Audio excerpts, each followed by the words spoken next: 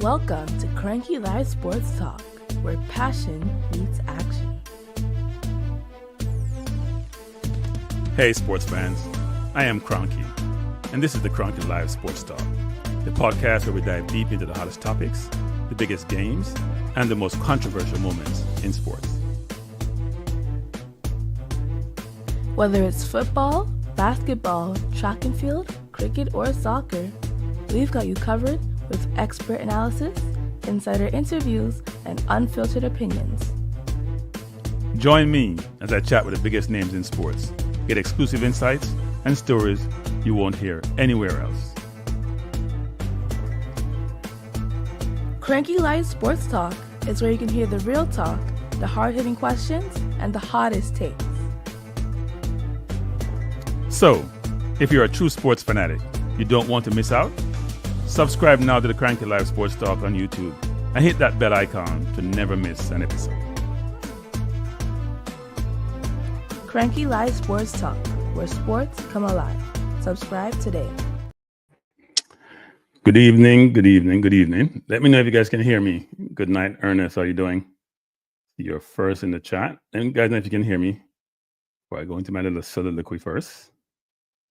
Good evening. Let me see if I can get a response from you.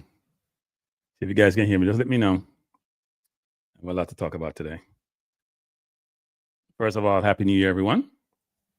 Hopefully you had a great holiday. Bless Ernest. Thanks for being here. Hopefully you enjoyed the holiday. And people, as you come into the chat, you know what to do. So we're not going to spend no time talking about that. As you come in the way it's supposed to. Dr. Dan, bless up. How you doing? Happy New Year. I like the NY thing. Thought you were initially saying Happy New Year, but I realized you're saying Happy New Year, Dr. Dan. Thanks for being here. Good evening. We have sort of three main things to talk about. I probably call it 2 1/4. One, we'll go over some EPL. You know what? I'm going to show my bald head, people. I'm going to show my bald head.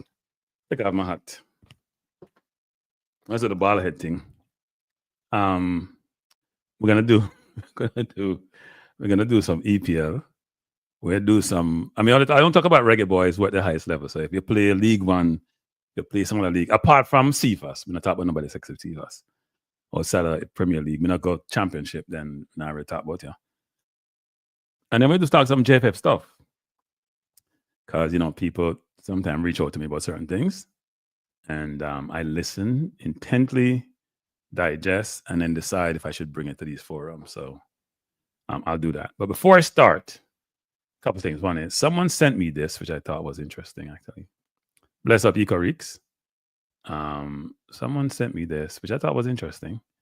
And I'm sure if it was me, I probably would have acted a little bit different from the person. So this is Senator or Vice President Harris greeting the senator from Nebraska, swearing her in. And her husband, Bruce Fisher, so it's Senator Fisher from Nebraska.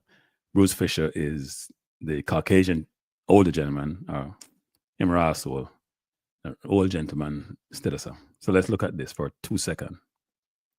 We have to play it.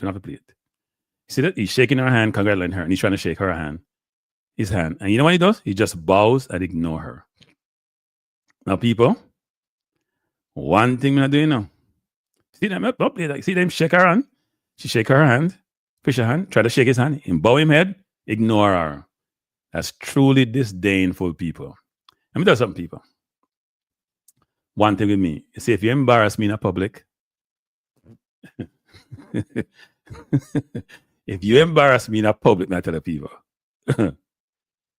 I would have said, are you not shaking my hand because I'm black or I'm a woman? Which one? I would have embarrassed his ass. But she has to play that protocol and vice president role and all that. Me not care. Not call him out. I would have basically said, it's because I'm black and I'm saying it loud so the cameras can hear me.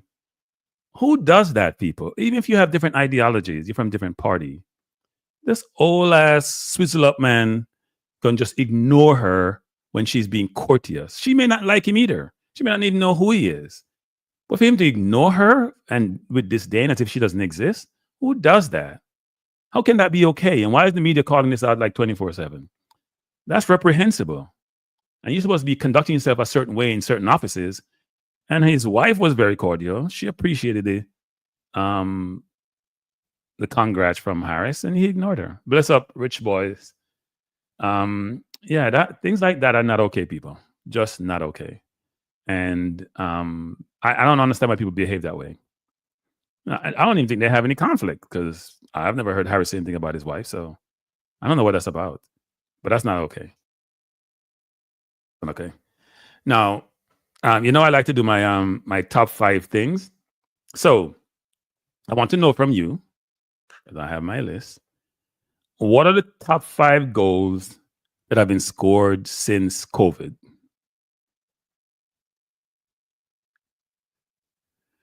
After that, I want to say so many things about this. I want to say so many things. Yeah, it's yeah. Look, when you're in a certain environment, I understand the protocol and the behavior, but if you're rude to me, I'm rude to you. I'll comport myself the way I should and be professional. But if you cross that line and disrespect me, as I'm saying, Jamaica, as the lady from the JFF said, when Donaldson tell her to come off her bus, it nah go so. Nah go so. I'm gonna talk about that today too. It nah go so. I have to get back at you. I'm sorry. Very vindictive that way. People, you come in, press the button, man. Press the button, man. If you don't press the button, I kill the show. People, I'm telling you right now. Be honest, because I've tried my best to be nice and cordial and professional. So I haven't had any of those tantrums that I've had since I've been running this channel for a while now. I'm trying to. The channel is stuck, people. It now move. So I'm. We talk about some pivoting with a while back. I'm pivoting slowly but surely. I'm making a one last effort this week. And if I don't grow the channel, help me grow the channel, I'll do my balance view, because I have about 3 shows already I prepare for balance view. So if you haven't subscribed to my balance view channel, I know some of you just like football. I don't want to talk about football. I don't care about someone, nothing care about life. I just want to talk football, nothing else. I mean, understand the logic. People don't want to come on YouTube, come hear all the things that I go wrong with the world. Crime and nepotism and conflicts and all that. And just want to come listen to some sports, enjoy them sports, and But I do think sometimes you have to expand your horizon. I try to find something here. You have to expand your horizon and get out of your comfort zone, right? Get your comfort zone. Listen to other things, because life is not in a bottle, Life is very expansive, and you need to ensure that you're broadening your mind. And if it's one thing I'm gonna do, where I give up this sports thing, because I must admit it's a challenge. People come in, try to come up with a topic every day, and then you come, people don't want to hit no like button, they don't want to subscribe. And I think the balanced view component, though, at least it's societal in nature. It's about a very separate topic. So even if I don't get any like, at least I'll walk away feeling good. What I'm providing adds some value. So I will have a couple show on balance view this week. One is going to be a very interesting one, actually, about police and violence. And the other one I'm trying to work out. So I'm going to drop the link, people, the balance view. Hit the like button, hit like on. Bless up. Hey, Drew Ross, you won that thing, Drew Ross, for best cranky supporter. So thank you. Somehow look like somebody flood the voting booth. After hours. Bless up, one. Thanks for being here. So we're gonna talk EPL, then we're gonna talk some Reggae Boyz, and then we're gonna talk JFF. But before we do that, what are the top 5 goals? Just tell me the top 5 goals. You know what I'm gonna do? I'm gonna ask for the top 5 goals. What I'm gonna do is this: I want to tell you what my top 5 goals are, and then you pick the best one. All right? And you'll pick the best one. Yeah, I hope so. I wouldn't want me to have enough sweet topics. No, sweet. They're challenging topics, but I already wrote on the presentation. I'm doing presentation format too. Because part of my objective is when I do this presentation is for you to walk away with materials that you then can leverage, right? Any way you want to. So top 5 goals. So look on this, people. I'll bring this up. This is Ravel Morrison against El Salvador. You know what? Let me stop it and rewind it. Rewind. Let me see if I can rewind. So I put myself in that corner, people, so I can see the whole thing. Top 5 goals. Robert Morrison against El Salvador. Free kick. I'll do them twice. I'm going to replay them twice. So you go again. See that? Top corner, people. Big time goal. So remember that one there, right? That's Robert Morrison against El Salvador. So next one coming up. You know what? I'll make it even nicer. I should have done this from the beginning, actually. Must start over. Let me start this over. I'll put a little bit of this music. Tell me what, can we have a music, the sports on music? You can't just play in jeans, you know. Tell me what I'm gonna play for. This one, melodious, calming. I don't want some. This are instrumental. Tell me which one I want. Let me just play them. I turn it down. No. We just do instrumental. We're not the cranky DJ. Not do no bop on this. All right. So we're running. All right. So I'll play it. We're running the thing now. We're running. So Ravel against Suriname. Yes, El Salvador, Suriname. Ghana. In Jamaica too, by the way. And the crowd was in the background getting excited. So that's Ravel against Suriname. Next one is Antonio against El Salvador. Same from halfway lining up people. I'm a Jimmy. So World Cup qualifier game. Ready to keep on the other side and brilliant chip. But I say Antonio play football, you know, same as him and then repertoire. Brilliant goal. Brilliant goal. So we do it twice in a people. We can't do it once, we do it twice.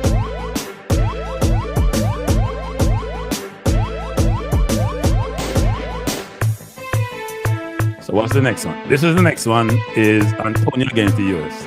Cut it back. Top corner people. Screamer. Keeper having no chance. Brilliant. So I'll go them good number. Morrison top left. Antonio dribble down the field and score. And Michaela got top left corner. Screamer people. Screamer. Hey, remember the wait, oh, wait, people, wait. You have to say Flema again. Go back. Look after the man scoring goal. Look at Flema. Yeah, play people. You're playing. You have some fun with it. The man try to score. The man will empty goal and going to trip himself. Eh? And trip up himself. This is Lambakisi against Panama. Step over the right foot. Put it on the left. Far corner. Brilliant. Yeah, we'll do that 3 times because it's so nice. Step over right foot. Left corner. As you know, the Lambakis have left foot. Now, this is another sensational goal. Nicholson head on. Bobby Reed coming. People. Bullet against Mexico. Bullet that. Ball come over. Nicholson with a good flick on. That knocked down. Greg Lee touch it. And Bobby Reed say, you know, we've done it. So people, those are the 5 goals. So which one in the goal am I supposed to win? Which goal do we win, people? So we have 5 goals. We have Ravel free kick, which was brilliant. We have Antonio dribbling from half line. We have Antonio screamer from about 35 yards. We have Lambakisa from about outside the 18 in left foot in a big game. And then we have Barbary scream against Mexico. Dribbling from half line is still big time goal. Let me go from half line, you know. Me miss one. Wait, me have Ravel. No, no man. Me have 2 for Antonio. Ravel, Lembakisa. No man, a 5 goal man. We have Ravel, 2 from Antonio, 1 from Lembakisa, and 1 from Barbary. It's 5 man. It's 5. It's 5 goal. 5 goal people. Pick one. We can't pick up. No man. I thought about all those goals, bravo, but it's hard to pick. Appear big. Hey, if you jump from half and score a big deal, so that's why I put the one in there. They had other goals. Nicholson against Canada. Nicholson had a few of them, but these are the ones that were my favorites anyway. So you may have some where you think that's why we never get consensus on this, no people. You may have some you think are better, but these are the ones I probably could remember. I wouldn't even say these are the member, but they're all good goals. Bobby Reid goal being Lembakisa. We don't beat Panama in forever, you know. Third place game, money game. Defense, not left footer, right footer. Top corner. I was in the stadium. Big time, nice. Even though it wasn't sold out then. They're all very, very good goals. And it's hard to judge. I mean, Antonio goal against the US was ridiculous. It's like him just putting Blaze through it, and the keep him kicking from 35 yards. The keeper had zero chance to save it. Zero. So yeah, it's a tough one. It's a tough one. But I'm not seeing none people. I haven't seen you guys pick any of the goals, right? You haven't picked any goals. Pick a goal, man. Pick a goal. Pick one on the goal, then. Reid against Mexico, Richard Green say. Which Antonio Ernest? I assume that the one against the US you're talking about. That was a brilliant goal. I think when that goal scored, you could feel the vibes out in the stadium. Leon versus Trinidad. Ricardo, you like trouble, Ricardo. Ricardo likes that trouble. These are the ones that I pick out. So you may have your preferences, right? Well, pick one of the five. No, Peter, I don't think what it says. We're good at scoring spectacular goals. We're not good at scoring goals on a regular basis. I think I like the Antonio. Wait, look. The Lembakisa goal, even though it's outside the box, if I think about it, him shift a man enough to score now. But him stop over with him left, right foot and then score. Antonio beat a man to figure with him rocket. Bobby Reid thing was bouncing, Mexico, high altitude, screamer. Ravel thing, you have a wall there, and the wall now have a chance in hell. So, you know, it's all good goals. Because Antonio was US by far. You know, I think Bobby Reid is a brilliant goal, Ricardo. No, the real sure, but you saw the somebody sent me the link for the under 17 Kieran. I started watching it, and let me be nice. I turned it off. I was preparing for this show anyway, so may have excuse. But I've got the link. I started watching it, but I don't like when we're playing. Let me do it. Sides. I like when we're playing countries. So if you play a tournament, then play Mexico, play the tournament, play the country them. We could be a competition for the tournament. Not play a little side thing. I understand the warm-up game thing, but I'm a nice side thing. But they weren't keeping the ball well either. They win 3-2, but they weren't keeping the ball well. But anyway, they finish off the goal thing. So let me see who's winning. I should do a poll now. See, Antonio, Lemby. Nobody have no consensus in Antonio gets a little bit more than everybody else, it looked like. Bobby Goal. Yeah, Bobby Goal was ridiculous. Can't talk about one time bounce in Mexico, a different thing, you know. But then again, you know, the goals, the Bobby goal, the Antonio goal, the one from Jamaica was they're bought against the big team in the region, you know, Mexico and US, even though Canada, you know. So yeah, no, very, very, very good goals. And I must say that I spent some time researching the goals. Yeah, Peter, I understand your point, but you may judge it based on the significance of the game, so may just judge it based on the quality of the goal. Right? So no, there's no wrong or right answer. Even Antonio dribbling from half line and then chipping over the keeper is a very good goal. Because you're talking about from half line, you know, people. We don't do that, you know. When people can run past people, I see us. Yeah, Antonio one is a difficult one. For run against some defenders and then keeper coming, defender on the right, on the left, and then you dink it. Yeah. But it shows that we can score good goals, people. That's a good thing. It shows we can score quality goals. And this isn't all in the last, 3-4 years? Because this is all since COVID, actually. I think Antonio goal was 3 years ago. Both of them when he first joined. I think that was his first goal against El Salvador, actually, for the Reggae Boyz. But no, it's good. It's good. So now we will talk about some you know what? We do EPL, then we do Reggae Boyz performance, and then we do JFF. Yeah, we'll talk about the CFAS goal. I don't want to put up the CFAS goal because We don't want to get no copywriting, even though I may even get it for the video. But I figure these are long time videos, so they may not be so stringent. But I had the CFAS videos, but I'm not putting them up, but may have something for the CFAS thing. So let's do some EPL and we come back to CFAS. We have a tease, you know. I do EPL and come back to CFAS, people. Do some EPL. EPL was nice this weekend, you know, or this week. We'll do some EPL, and then we come back to CFAS, people. So if you can read this.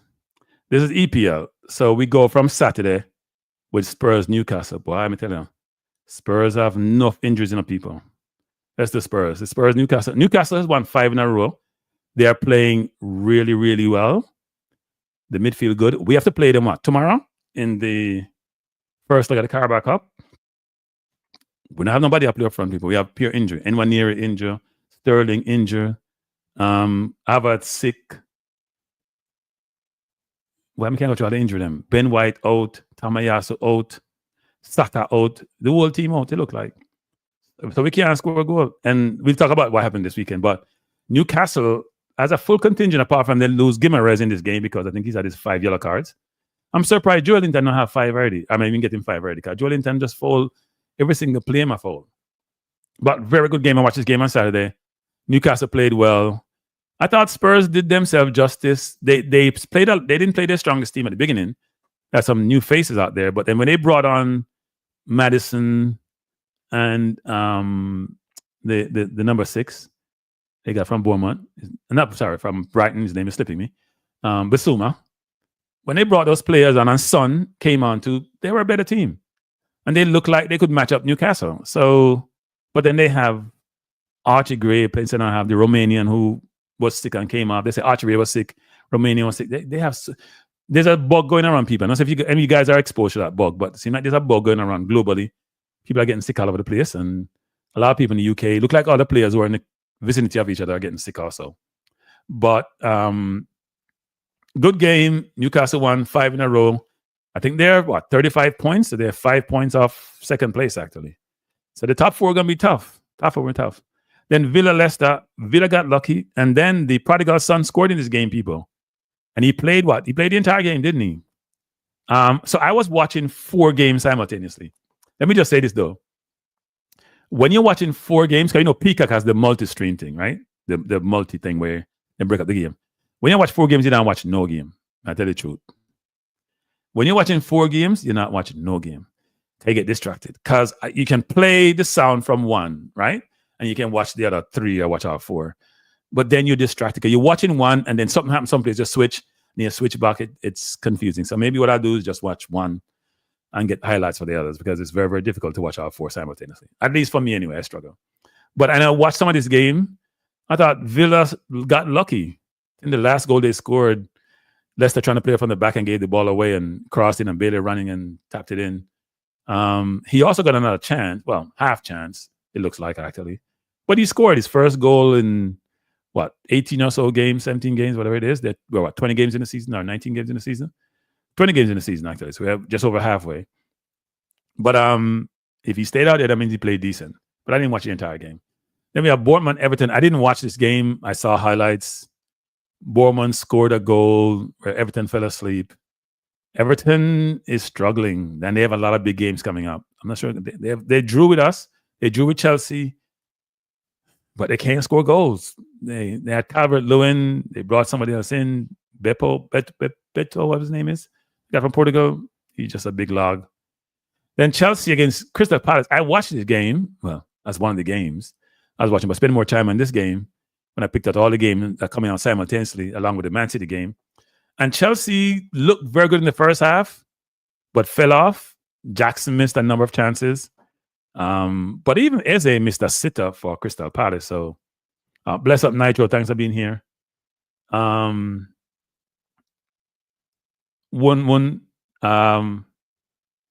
Yeah, he needed a goal. 1-1. He needed a goal. And he scored it. So he's in a better place. Nice. He made a nice run and tapping, actually. He was coming from deep, from the right side. So he made a nice run and tapping. So good thing for Villa because they were struggling against Leicester. And Leicester is in trouble. All the teams that come up, Southampton, Leicester, all the one Ipswich, all of them are struggle. But even though Ipswich has done well in the last 2 weeks. Then Man City, West Ham, I didn't watch this game. West Ham just leaked people. It's like a strainer. Just leak, and more leak. Just give up goal for joke. Then give up 5, then give up 4. I think we had 5. Somebody else. They're just leaking. They spent about 180, is it 180 million pounds this year. Bless up, Tony. Thanks for joining, Tony. They spent about 180 million pounds. I don't know what they bought. Like, they bought a center half from France. He doesn't play. I don't know what they bought for. They bought the kid from the German international. He scored this weekend. What's his name? Ferberg, whatever his name is. He always injured. I don't know. I don't know. It's interesting. It's interesting. But West, I'm surprised Lipakezi is still there, people. I'm surprised because I thought they'd pull the trigger. Maybe he has a 3-4 year contract. They want to spend the money and get another coach. But look how Wolves pulled. I mean, Wolves cut their losses, so I'm not surprised they haven't done that. Bless up, DJ Fatal. Thanks for joining. And people, as you come in, just hit the like button, people. And then Brentford, Southampton give up 5 goals. We played Brentford last week. It was an easy game. Southampton, we played them at their place and we spanked them. They scored first and we just said, you know what, you're making us upset. And then, by the way, if you don't know what team I support, then you have me come to the channel. And Brentford beat Southampton going down. They've been poor, really, really poor. And then Brighton against Arsenal. Now, this game has controversy. Like most Arsenal games, it's like controversy reigns. So we have had 3 red cards this season. Declan Rice got 1. Saliba got 1. Trossard got 1. Declan Rice and Trossard got red cards for kicking the ball away. Saliba got a red card because he held back a player from Bournemouth when Trossard made a terrible pass. I don't know why Trossard is even playing. And then this weekend, your Pedro flicked the ball in the air, like typical Brazilians do. Saliba goes to head it. I guess he got there just before Saliba, even though different angles show different things. And they got a penalty. Now, I will admit, I have never, and I've been on this earth a long time, watching football for a long time, I'm playing it. I have never seen a penalty given for that type of play in the area. Now, I've seen penalties given nowadays where keeper may come out and punch somebody in the head. Like Onana did, even though there was no foul call on that play against Wolves, a year ago or 2 years ago. But I've never seen a situation where both going for the ball with their heads and one person had to get a penalty. Now, when I first saw it, I thought it was a penalty, but then there are different angles that show something different, right? When one say he has seen it once. Yeah, I haven't seen it 1-1. I found it interesting, but we can't cry about spilt milk. It's done. What's done is done. It's unfortunate because we're killing ourselves, actually. Now, granted, I don't think we did enough to win that game.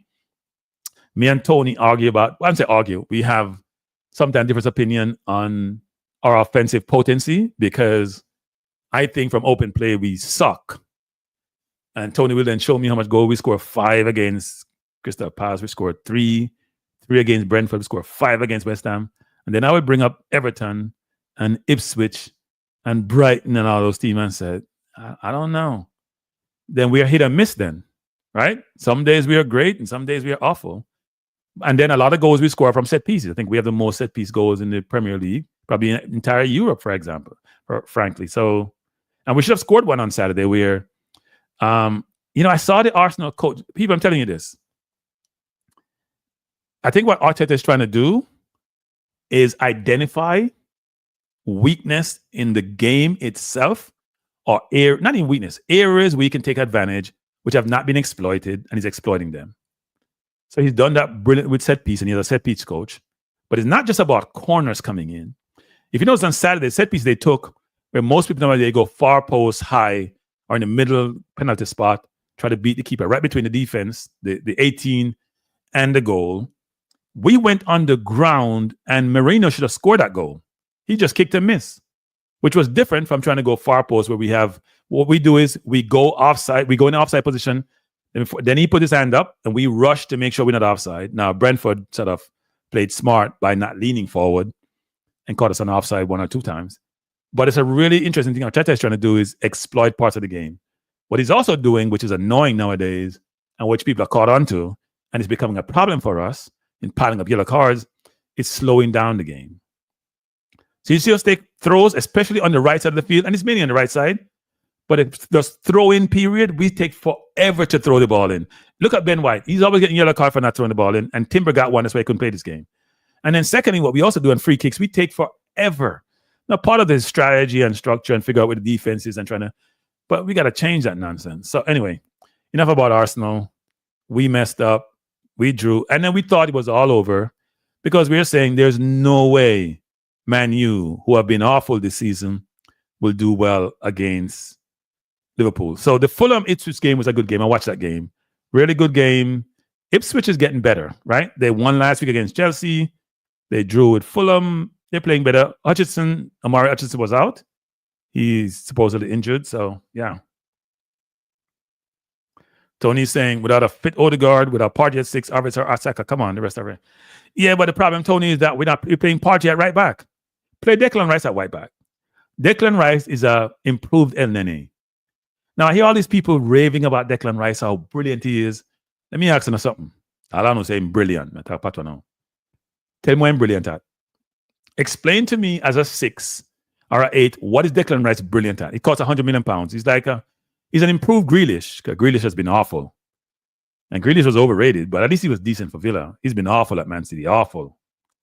And for England too, even though England rate him and treat him like he's the next coming of Zico or something. Some of you guys may not have even heard of Zico, but anyway, he's not. So it's really interesting just seeing. He's a good tackler and he covers a lot of ground. But in today's football, forget about it. If you're tackling a ton, then you're in the wrong position. That's my philosophy on football. Second of all, you need to be what Partey does brilliantly, people. He's an improved and then he goes sideways, him go look a bit slant. And he can score a goal here. But then he scream against Barcelona, so him score a goal here and there. He just doesn't have the Rice tried to make one pass over 20 yards on Saturday and kicked it out of bounds to a wide open Martinelli. Partey makes those in his sleep. Partey is always aware. People, if you want to watch 6-player football, can I talk about Radri, like Radri, the only one, go watch Partey play football at 6. Just watch his entire, just focus on him and what he does. How he sees the field, how he sees the game, how he makes look away pass, how he goes over the top, always go between the line, how he draws the defense in and play the ball right around them, how he will just use his body shape. He is a brilliant footballer. I'm surprised we not give him another contract. You want to give Rice that contract. Rice a decent player. He ain't no great player. Anyway, so Liverpool, Manu, people, I enjoyed this game. Well, I enjoyed it. Then I had trepidation because I'm like, if Liverpool win, the title race is over. It's probably even over still now because they have a very good team. They don't have a lot of injuries. They're playing well. But I was proven right again. And so, you remember a few years ago, I was in an argument with somebody who's a Liverpool fan. I won't call the person's name because they're a YouTuber. And then I tell me, I said, Trent Alexander can't defend himself, and they lost their mind. You know, about football, blah, and I've been saying this for the longest. And Sunday, he got exposed. He was beyond awful. And you know why he's awful? Here's why he was awful. Because a lot of times, Kanate will cover for him. Our worst friend on the right part of midfield, but he used to be Henderson way back when. Now they don't even have anybody playing there. It's probably McAllister or Jones. They would help to cover. So Kanate would cover him. Kanate was out of shape because he just came back from injury, and so he couldn't cover as much. He was exposed. Dallo had him on toast. And here's another thing too, which people haven't explored on the side. Salah ain't helping. So he's more isolated. He was running like he's in quicksand. Dallo just was going by him like he can't play football. It was and Dallo is not the most creative player. It was amazing watching it. Bless up Conrad. It was amazing watching it, actually. Amazing watching it. Trent looked awful. Now I hear a lot of Liverpool fans after the fact coming back and expressing their consternation at Trent and say he's distracted. He can't defend, but distracted. They're talking about Real Madrid because supposedly Real Madrid want to come in for him and they want to get a fee if he leaves. He's a brilliant passer of the football. But even Sunday's pass, you know what? I think his defense Sunday affected his offense because his passing was off. He's a brilliant passer of the football. Probably one of the best in football, period. Some Roberto Carlos thing. But I'm telling you, his defense is woeful. Well, One say no, be able to defend. No, but it's bad. One. You know when I know he couldn't defend? I watched Liverpool play about 3-4 years ago against what Italian team was it? Was it? I don't think it was Napoli. Maybe it was been Inter. And I think they lost at home. Didn't they lose at home like 4 or something? And I watch him and I'm like, but he can't defend. He has no awareness. He doesn't know where the players around him is. He doesn't know when players are running off him. He lacks awareness. It's yeah. Atalanta, yeah. I think they lost like 4, wasn't it? They got like 4 or something. He was off. And I watched from that game, I started watching him play defense and realized he can't defend. So when I hear people in England talk about brilliant, people, that's why England can't win nothing, Because about him overrated footballer. Grealish, Rice, Trent, all these football them say are world class and they're overrated. Now there's some players England have good players. I don't say world class like Bellingham and Saka. But some of the other players that they're boosting up, they're not ready people. Now they've gone to 2 Euro finals, so they're good players. But I think it's more of the team versus the individuals. Because Rice, when I watch Rice play, I'm like, Rice ran with the ball the other day one time and people get all excited. And I'm thinking, show me a pass Rice making the final third. I see Lewis Kelly. You see an Arsenal thing again. Lewis Kelly making pass between the lines in the final third splitting defense. Rice never does that. And the same people never beat Xhaka. Before Xhaka leave and run Xhaka out of town. And Xhaka make them pass it all the time. But anyway. So Liverpool, Man U again. Manchester United, I'm proud of you.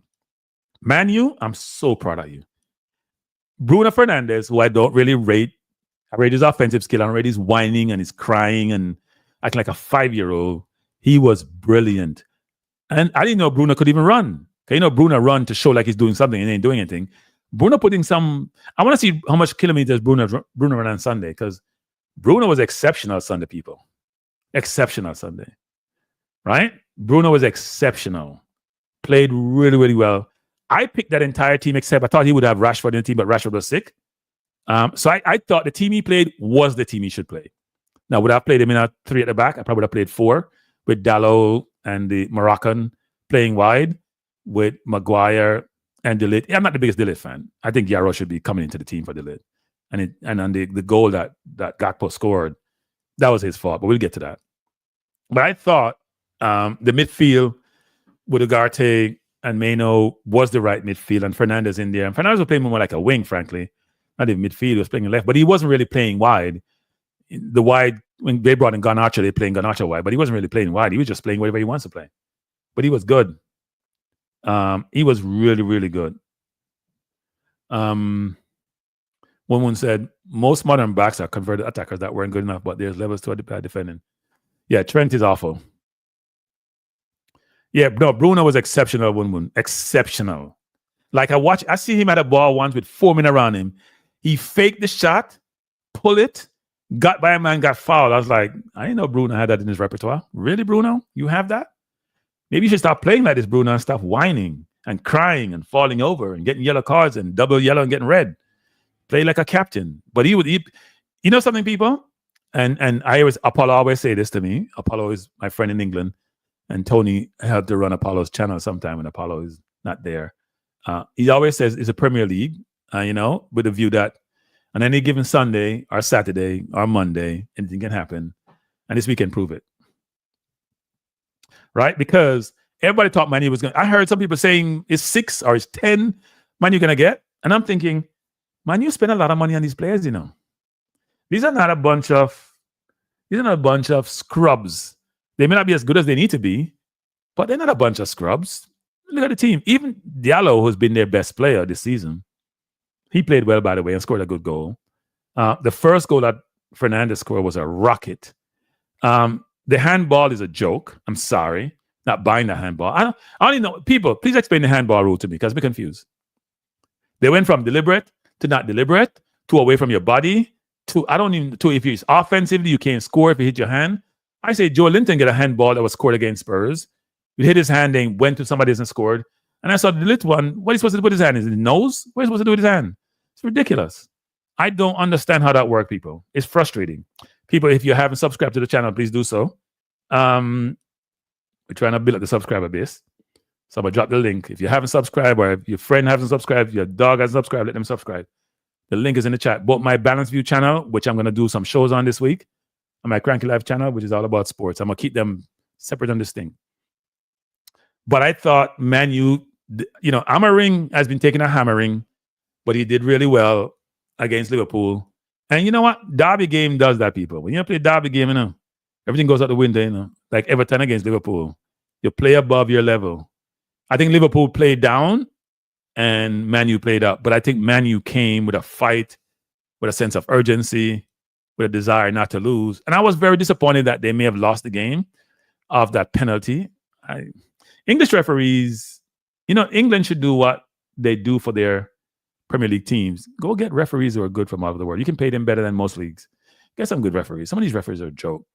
Anthony Taylor, please. And maybe I'm whining because we lost on that headbutt. But kudos to Manu. And hopefully they keep on playing well, except when we play them in FA Cup this coming weekend, right? Hopefully they play poorly. But I think they're going to be encouraged by that draw. It's almost like a victory for them. Bless up Jason Guna. Woman say, if you're the scorer and it hits your hand, it's a free kick whether you meant it or not. But if somebody else scores, your handball is needs to be activated. Yeah, that's what they said for the Joe Linton one. But I don't know how a hand which changed direction of the ball can then go on to be scored and it's okay. I don't. If the hand is illegal, they don't play no hand. Then there's one. You got to be deliberate handball, which is then subjective and subject to interpretation. I don't know. Oh, here a Man U fan. You can tell a Man U fan, let me know. No, Liverpool play down. I'm sorry, they play down. You guys were good, Drew Ross, but they play down. I didn't see Diaz in the game, even though you guys were putting on some hard tackles, I saw Maguire and Dillit put some hard ones on Diaz, and Diaz is used to hard tackle playing in Copa and in South America, but it was a physical. Man U was more physical than Liverpool. Trent was awful. Trent making it look good enough because they were playing with 10 men defensively. 10. Trent was not on the field. He's an awful defender. Jesus Lord. You came in that bad. And then today's game, which I sort of watched out of one eye because I was trying to prepare for the show.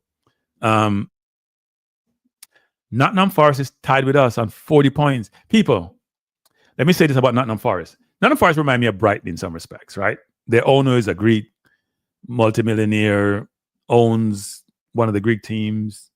I was going to try to pronounce the name, but I'm not. I'm going to leave it alone. He bought Edu over from Arsenal. He has a lot of aspirations in sports and football. And he, when they first came up 2 years ago, they spent over £100 million. And they sold Brendan Johnson to Spurs to cover their books. But when they came up, they had players like how Chelsea had players. They had players everywhere. And people said, what the hell are they doing? They're out of control. But then this year, they also spent some money, but they narrowed it down. They got Woods from, Newcastle? And he's done phenomenal. People, you see, when you're a goal poacher and you can't run, and you're running a giant up, but you're physical as a forward and you're goal hungry, Woods is outscoring most of the other top forwards in the league, and doing really well. And so is Nottingham Forest. They're on 40 points. So they're not thinking about safe anymore, people. They're thinking about top 4. So there's some danger there for everyone except Liverpool, I think. Even for us. Because we ain't got no attackers. So we're going to struggle for the next 3 or 4 weeks. Hopefully Sterling recover quickly. They say he's not in the worst place. So we'll see what happens. But we're desperate for attackers. And I doubt we're probably looking for a loan move. I don't think we're buying anyone. Nobody likes to buy in January. You always overpay. But we haven't won a trophy in over 4 years. So that's what we do. But Nottingham Forest is, when we played them, it was a walk in the park, I just don't understand. They beat Liverpool. They're the only teams that beat Liverpool this season. So Liverpool has 1 loss this season, right? Because they're leading the Champions League group. They won all their games. We have 3 losses, 2 in the Premier League and 1 in the Champions League. But Nottingham Forest is the only team to beat Liverpool playing like low block football. And Gibbs White has been a find for me because he's playing really, really well. Love his game. I didn't rate him as much when he was at Wolves, frankly. But he's playing excellent football and going to push his way into the England team, I'm telling you. And Hudson-Odoi is playing well too. They have bought players from other teams and put them together, and they're doing really, really well. So kudos to Nottingham Forest.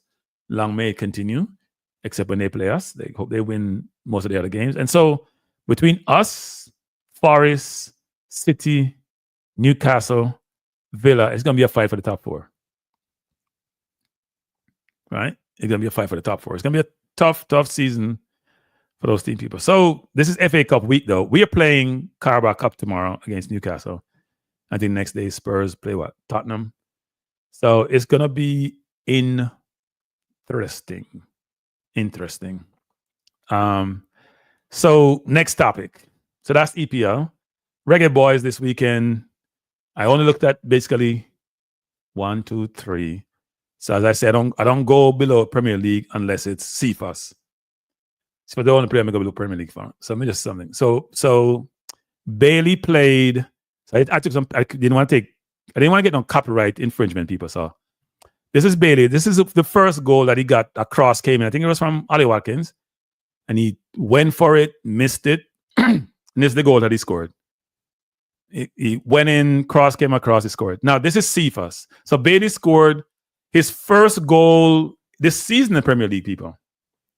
Wow. 1 goal of a person who was last year firing and hot. He's been on ice this season. He's been on ice. But he scored, so let's hope it's one of many, because we have a March window, right? And we need everybody firing. And then this is Cephas playing in Turkey. I think he's in the 2nd division. This was his first goal. So cross came across. It came to Cephas. And he did it one time. He put it in the corner. So I have the multiple pictures. So see, keep a line on the ground. That means he scored. Now, in the second half, so that's where Cephas scored running away. That's first of his 2 goals. This is a goal that he missed. Look at Cephas in the play is here. Ball coming through. I think I remember messed this one up a little bit. And he's now through on goal, right? He's through on goal, but then he missed. He stretched for it, hit the keeper, and he got out of bounds. Now, here's a sweet one now, the second goal, which is a really good goal, by the way. He ran past defender, playing wide. This is defender coming here. First defender with him. He's going to cut the defender, and yours truly have all the pictures, people. He's going to cut the defender. So he put him on his butt. The next defender you see there is coming towards him now. Now, one could say Sifa could have passed the man in front of him, but Sifa said, "Me not pass nothing." See, beat the second man right there. So there's 2 defenders he let go, and then he put in the far corner. See it? Right foot in the far corner, people. So there's the ball beside with the in front of the red, the player, the opponent in front of the keeper. So the ball passing the keeper. The little white thing you see in the middle of the dirt. That's the ball and up in the net. So instead of me getting copyright infringement, we just use pictures, people. That was Cephas. So Cephas scored 2 this weekend. So every time I say Reggae Boyz, I score, Cephas I score now. At least we have Bailey scored this weekend. Now, Bobby Reed did play, but Bobby Reed, I get people. Up here 2 minutes, Bobby Reed, I get to know. Here 2 minutes. Okay, Van Nistelrooy rate him. 2 minutes him get 3 minutes here, 5 minutes here. That not work with people. For us, that can be a good thing. We don't have a lot of players. Now, I didn't go to the championship because I'm not a championship person. I'm a Premier League person. I have levels and standards, except for Cephas, because I have time for Cephas. The players that I have time for, me spend time. I should say this. I get these feeds sent to me by people who watch Cephas. And whenever Cephas score, me get the feed right away. So he scored 2 this weekend. And he could have scored 3 actually, because Cephas fast, like, you know what? When Cephas and man them line up and they have the same, see the one that he got, where he missed the second goal, the one that he missed, the keeper came on block it. He was behind the man and he ended up about 2 meters in front of the man. He's that quick. So Nigel Sabedi was carrying an injury last year. Yeah, well, no, he was scoring last year. Your shows will be very short. You look at the championship. They're gonna be short because I have levels, Jason. I have levels, Jason, levels. When I watch championship football, I may watch a few highlights here and there, but when I watch championship football, when I watch championship, when I watch League One, I'm an elitist. I'm a football elitist.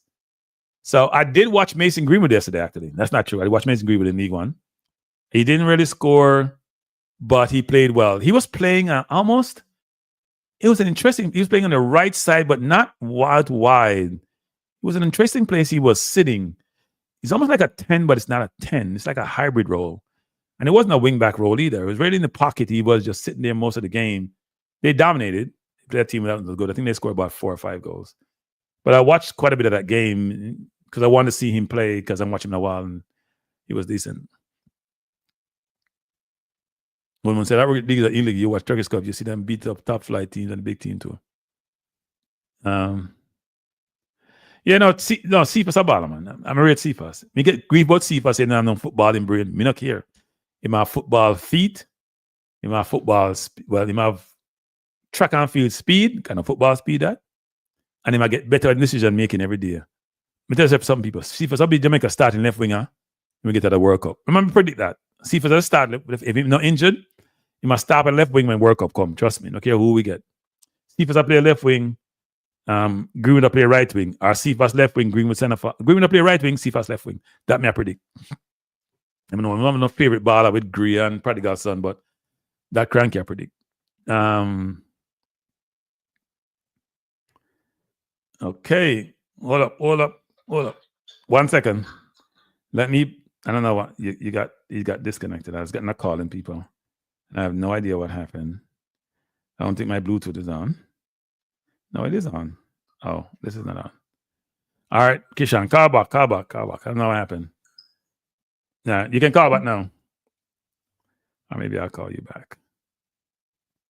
All right. Good night. Buenas noches. Buenas tardes, I should say. It's evening. Wait 1 second. I can't hear you. Wait, one second. The call get dropped again. All right, go on. ¿Cómo estás? I'm great actually. It's holiday season. It's New Year. I'm doing some new things, especially in the YouTube space. I'm good. How are you doing? Not too bad. Been a while. Season greetings. Happy New Year to the viewers and yourself as well. Yeah, thank you. The football is going on, Frankie, Reggae Boyz back in action in March, right? Qualification for the Gold Cup. We have a big year coming up, right? Also, I mean, your respective club team is in a better position compared to my team. I don't really have much to look forward to in terms of United and what's left for this season, right? Arsenal, they're in the title race. But I'm focusing on the Reggae Boyz in terms of taking positives from what we can do this year. You know what I'm saying? Especially when we qualify for the Gold Cup, right? So yeah, that's where I'm at right now. I'm glad that Cephas and some of the other respective players are doing well for themselves. I was watching Leon Bailey for the weekend and I could see how huge that goal was for Leon Bailey in terms of getting that goal over the line. That will boost his confidence. You know what I'm saying? You could see it in his celebrations. I'm happy for Leon Bailey and the rest of us. Yes, I agree. I hear Float saying Cephas is playing striker. Float, the goals in score, all this is all from the right side. So whether I play striker or not, him now play a traditional striker role. And we're not playing that striker. Him now play striker for Jamaica. But anyway, go ahead. Yeah, Cranky. So in terms of this striker thing, right? Yeah. I mean, we have to find a solution for that, especially long term going forward, right? We don't know what's going to happen with Mikel Antonio, but I think it's full time now. We kind of move on from Mikel Antonio, if I'm being honest, right? I think we have to find somebody that can score us goals. Cephas for me might be the short term solution right now, but we need to find somebody that's out there that can potentially help us, right? Or if it's the case where we don't find a long-term solution as of right now or anytime soon, we need other players in the team to contribute in terms of scoring goals. So that's the one I agree. Leon Bailey score goal for Jamaica like that. But other players are going to create for other players around them, or are they going to start to bang in goals for the team? Because you're only going to win games by scoring goals, right? Yep. So I think we have to do better in that. People are asking who would the striker be. I don't know.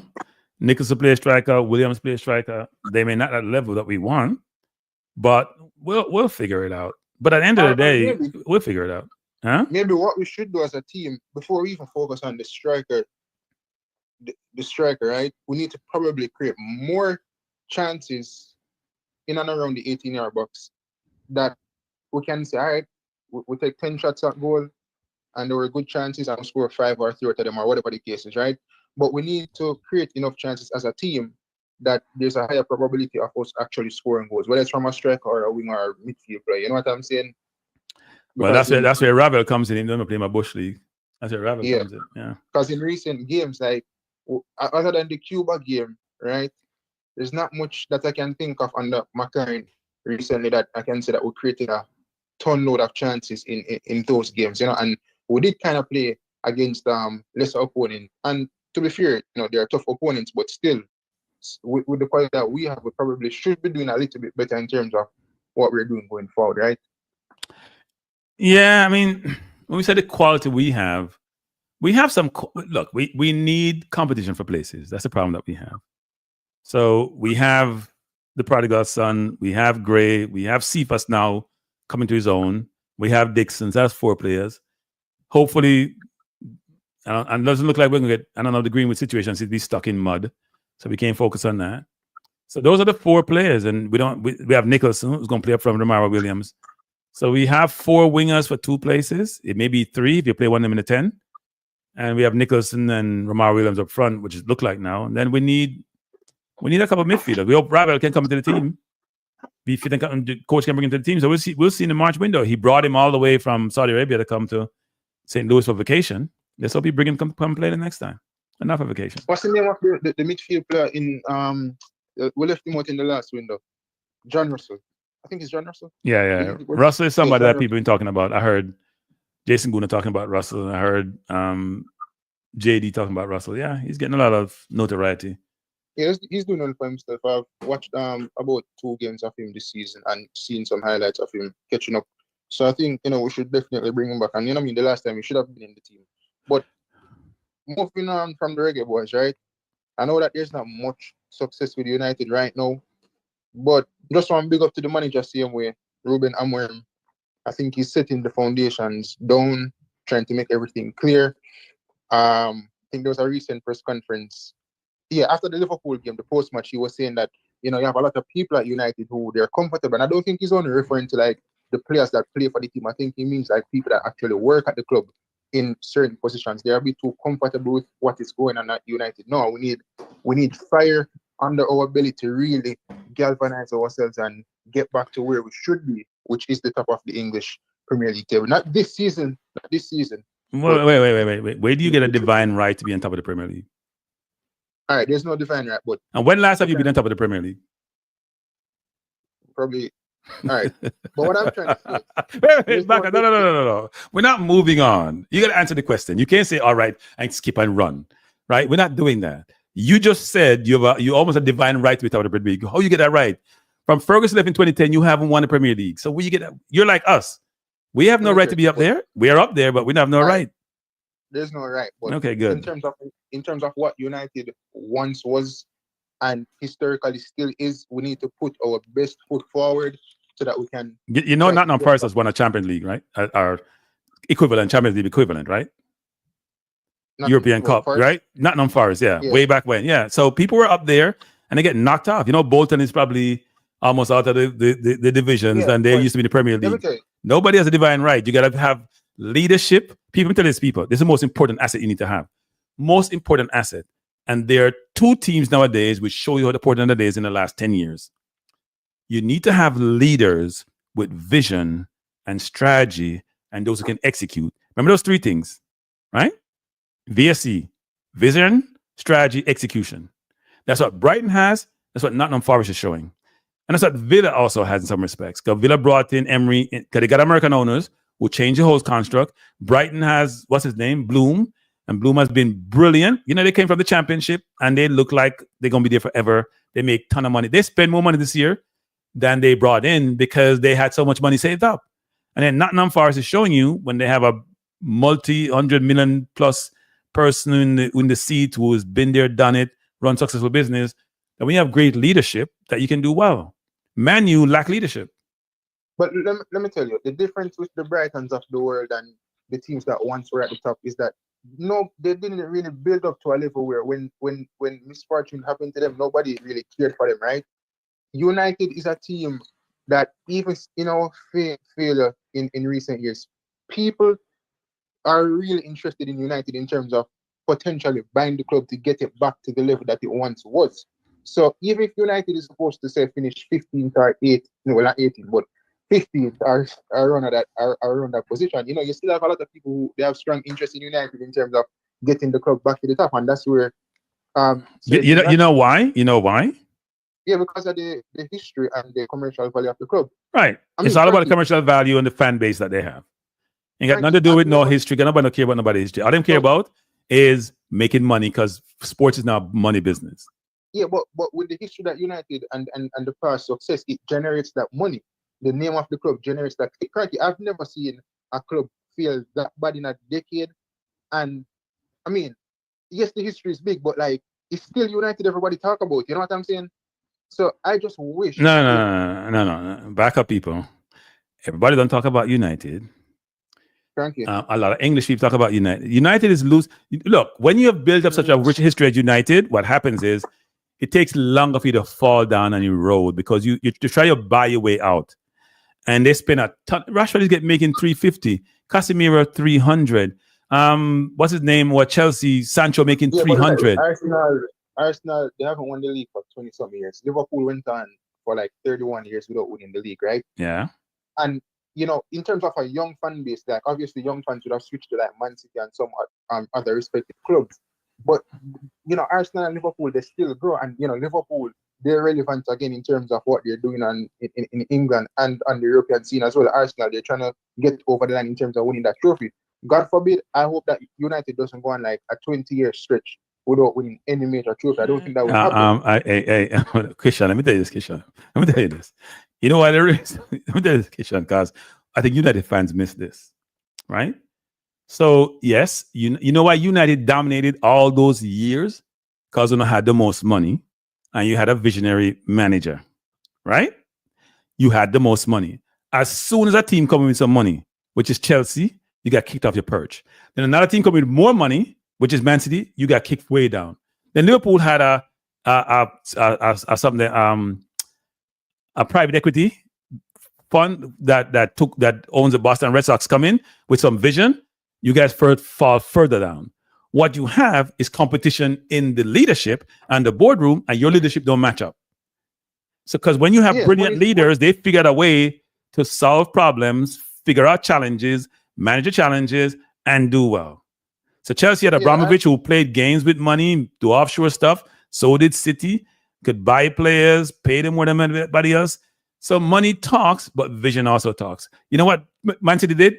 They went and got Tiki from Barcelona to run behind the scene, because they were winning before Pep got there. And Chelsea just bought Mourinho in, who was brilliant coach, spent a lot of money, buy a good backroom staff. That's how it works. Arsenal, by the way, Kroenke took forever to spend some money, because Wenger didn't want to spend money. As soon as we start spending money under Arteta, we start doing better. Yeah, but money has never really been our problem. It's more like what we're doing in the boardroom and the vision of the club. Yes, exactly. With United, like you'll always have an edge in terms of like if we were doing well to an extent, we could attract some of the biggest names. And before I leave, Frankie, like let me just touch on Real Madrid quickly. I was listening to a podcast recently, and I don't remember who was talking, but they were saying that Real Madrid is at a point right now where they don't really have to even buy players. Like players would like go to them for free. You see the Alphonso Davies running. Well, I'm not going to say he's running down his contract, but his contract is coming to an end. You see Trent being linked to Real Madrid. Mbappe went there on a free. It's like they have just morphed into this club where they don't really have to like really knock on the doors in terms of putting out money to say like come to this club. Players are literally willing to go there for free.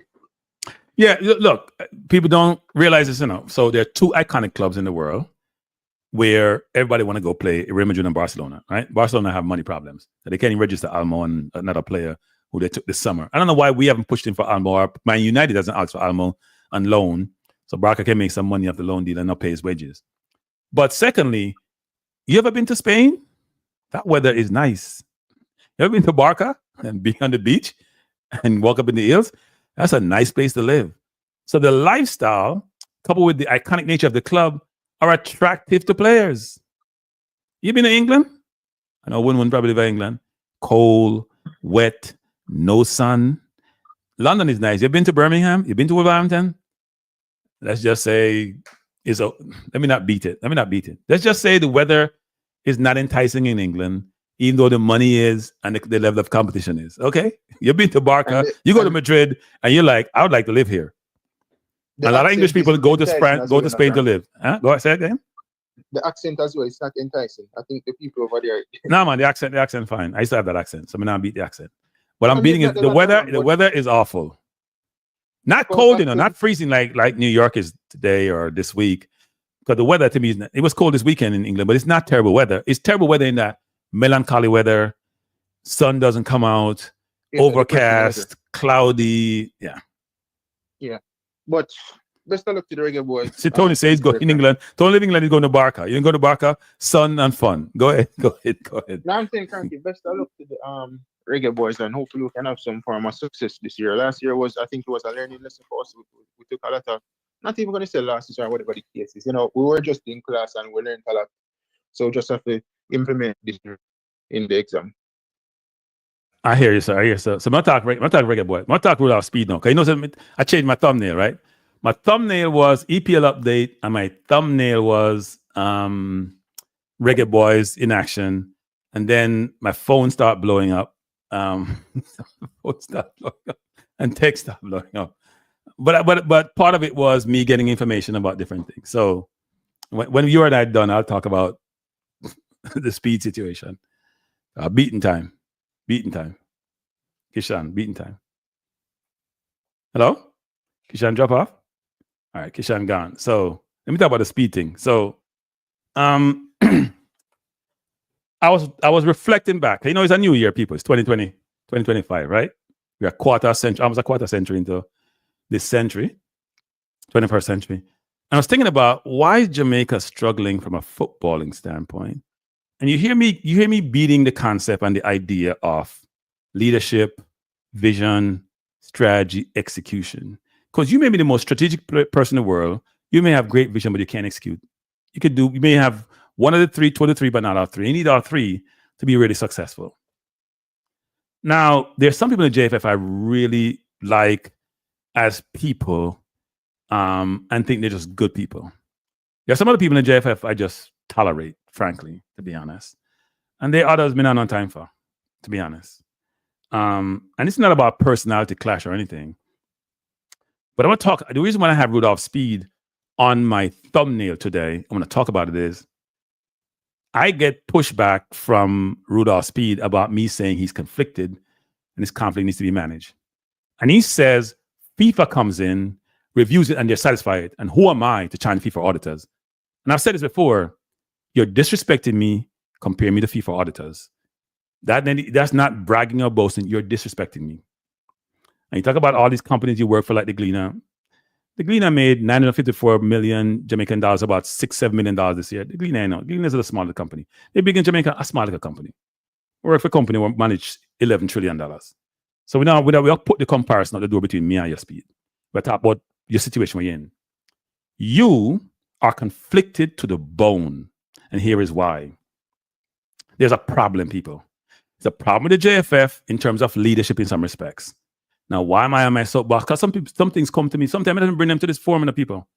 Because of confidentiality, or people say, can't talk about it. I'm going to bring certain things that bother me to the forum. We have been losing coaches because they can't be controlled by Speid in the JFF. That's my philosophy. That's my view. Not philosophy. That's my perspective. Can't control them. So I can get rid of them. Any coach will come from foreign when can't control, he can get rid of them. They got rid of Donaldson, supposedly because he disrespected the lady on the board. When he took Jamaica to the farthest ever been in any World Cup at any level, second round of the Women's World Cup, then fired Donaldson. And they use the term, we didn't renew his contract. Because Speid like to think he's the smartest person on earth, so he's going to be cute with words and he'll get him out of any situation. Right? Didn't renew his contract, which is ridiculous, people. Makes no sense. Awful. That you have a coach who's done so well, but you get rid of him. Secondly, the under 20. They had John Wall. Now, I can't say I was the biggest John Wall supporter, but at least John Wall knew. They hired John Wall for the under 20, not for the senior team. Speid came to us and lied. Let me say this again. Now, pull no punch. May I tell you the truth? He lied about the reason they got rid of John Wall. He said they got rid of John Wall because he couldn't do two roles at once. He had to go with the senior team to be with Hallgrimson. First of all, his role with Hallgrimson was ancillary, peripheral. It wasn't substantive. John Wall was inappropriately let go from his role because John Wall said the local players are not good enough to play in his under-20 team, and he wanted to win the tournament and go to the World Cup. The under-20 team got 15 love in 3 games. That's speed, people. That's Rudolph Speid. Because he want to populate the team with all these Cavalier players, or he wants just local players in the team. And by the way, people, all he wants is local players in the team for whatever reason, whether he wants to go sell them or do whatever it is. Now, he's getting all these kudos nowadays because Cavaliers won the Caribbean Cup Championship. I've said this 100 times. It's Caribbean. Get some goddamn ambition. It's the Caribbean. You ain't got no ambition, it's Caribbean you focus on. You may win $500,000. Hooray. Where you going to go from there? Let's see how you do against Kansas City or Inter Miami. Last year, you talk about, in Cincinnati, they had iPads and they have technology. I watched the game. You weren't in the games. It was men against junior varsity. Now, you have a lot of young players. You've done well with them. And you're beating your chest and everybody wants to see you and everything. But don't be overfretting on Speid. You are conflicted. Here's the thing, people. You can't fire the coach for the mere... First of all, Hangrim's left, and I'm getting more intelligence than Hangrim's leaving. He couldn't work with the JFF anymore, which means to me he can't work with Speid anymore. Couldn't work with the JFF anymore. And the under 20 was part of it. So then fire John Wall, and you'll hear more about this in the future, people. You'll hear more about this in the future because it now go so. As I say, Jamaica. When the lady say, it now go so, the John Wall situation now go so. I'll tell you that right now. So you fire John Wall because he said the players in Jamaica aren't good enough. Right? And John Wall came across with an attitude, and he seemed like he was better than everybody else. And I had a problem with that. But John Wall was right. The under 20 players weren't good enough. And you want to have, as you told me in our communication, I think the sun rise above me and some of that nonsense because I challenge certain things because nobody's challenging you in Jamaica. Let me say this, people. We're going to talk about other things. The local coach in Jamaica are afraid to challenge Speid because they want to get jobs with the national team. So they ain't going to challenge Speid, no matter who they are. Jerome Waite was given a basket to carry water, and he failed miserably because you can't carry water in a basket, it'll drop out. Right? You give him under 20 team, which wasn't good enough, and they failed miserably. And when I asked the question of everybody, including the president and you and everybody else, and Dennis, punt the question.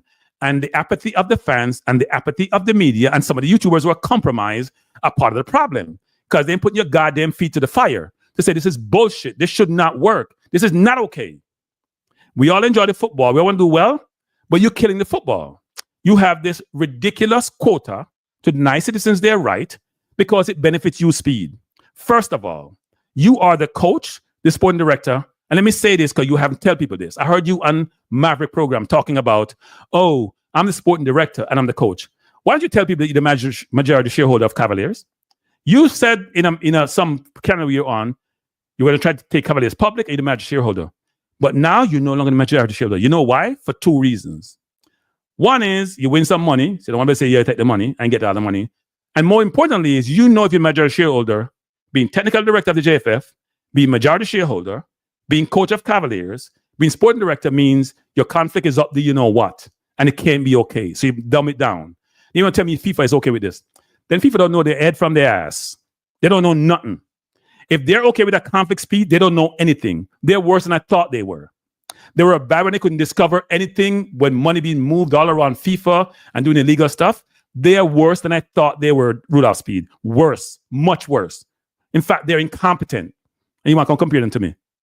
Let me tell you one thing, Speid. When me do audit, me get grief when me do audit. I tell you that right now. It's not beating on chest. Me get grief. You know who do audit well at Jamaica, people? The Integrity Commission. The Integrity Commission who investigated the Prime Minister in terms of his holdings. And when them go out of the estate bridge and go find out, say the man them said him do inspection, and then I realize say the man them have extra bathroom, extra room, and extra this. That's our audit. So we have good auditors in Jamaica. Where's the media in Jamaica? Where not there? Traditional media. YouTubers in Jamaica. Why don't I bring these things out? Well, I'm afraid of Rudolph Speid. I'm afraid of talking them out.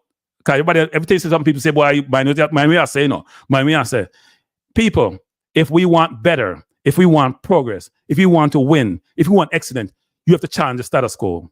You can't sit on a co-op in your house and not say nothing. There are too many people who are conflicted, who can't bring the truth out, and it's a problem. I mean, I sit down here. Let me stop the YouTube then. If me can't, I mean, I do more YouTube. It is not okay. It's not okay for Rudolph Speid keep firing coaches. I will coach under 20 girls. I will coach under 20. When I coach under 20 girls, I'm tell me to coach under 20 girls. So John Wall, every coach that come from overseas people, I bet Busby, I have problem right now. Me, I bet Pandis people. Say Busby, what coach a girl, I bet him have problem. Because people who are in the know, people who are informed, don't put up with nonsense when I'm a coach, I'm a manager, if they work themselves.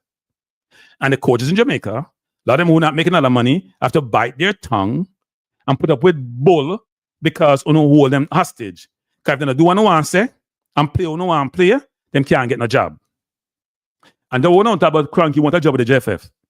Me sound like one job with the JFF. If I know I say Cranky want a job with the JFF, like people like Football Guru and TikTok and Paul Edwards, Cranky want a job, that's why I'm going like this. If I saw people want a job with that organization talk, me not see who gonna want a job. Seriously. What Rudolph Speid doing is inappropriate. Inappropriate. You can't be majority holder, sporting director, coach. Hey, it's on the Cavalier team. People call me about this now. People at JFF, some people at JFF are not okay with these people. They're not okay. And we have Panet Junior team, and we have the masseuse, the physical person, the assistant coach. Everybody come from Cavaliers. I know your personal team. It's not your personal team, Rudolph Speid. I know you don't like me. I tell people say you don't like me. No, you don't like me. But Rudolph Speid, I don't come on YouTube to make friends, no. I come on YouTube to provide my perspective on different topics to people. They may like or not like it. I try to be fair and balanced, even though some people think I'm sometimes parochial in certain areas. Parochial when it comes to Jamaica. I'm going to talk the facts as I know them.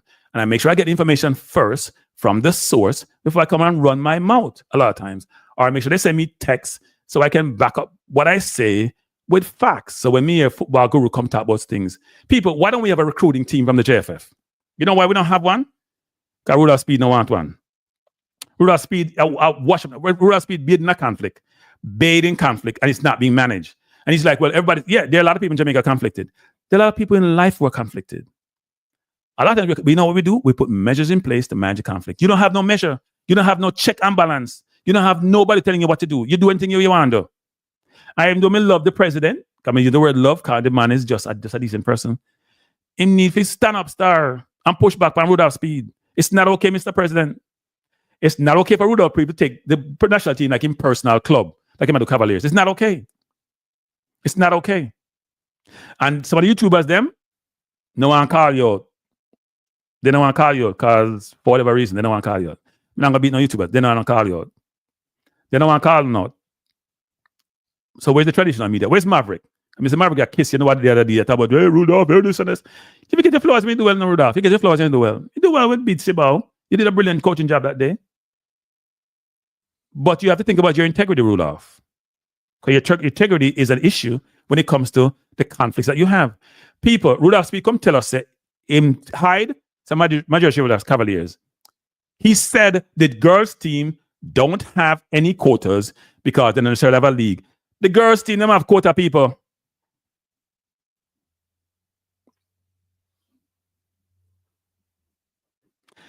Bias perspective. Hey, Paul Edwards, this is the wrong day to take me on the Paul Edwards. Because I mean, I want a mood, one of them fighting mood, Paul Edwards. It's not the day. Trust me, Paul Edwards. There's some days you just leave me alone. Paul Edwards, I don't know what speed I gear, you know. If you speed I gear something, he not give me nothing. I don't want nothing from him. Me I tell you that Paul Edwards, so you can't tell me nothing, Paul Edwards. Me I talk facts. Me not ask you nothing. Them fire the coach for the under 20. Them fire the coach for the women teams. Them have conflict all over the place. Them have. Hey, we have girls who want to play who England are called, they don't want to go England. We have girls who Canada called, want to play for Canada. I mean, people, me not ask them things, I mean telling them things there. Them have facts. And Rudolph Speid, I messed up the whole thing with him bullshit quota thing, but they want 6 girls now. The girls go play some secondary team at Trinidad and win some tournament and I jump up like them win something good. Trinidad, but them have 2 different teams I play and then win some tournament and I'm going like, yes. Hey, people, some of the girls them can't even control a ball, may I tell you. This is not beating on girls, I tell you the truth. And I may not like it, but that's true. And them have girls out there who want to come to the national team, who want them pass, and they might fight them. They might push back. They might fight them people and push back. I do think, where's the strategy to recruit young footballers? We have play yeah, the local youth them. We need coaching for coach them. We support the local youth them, want them to do well.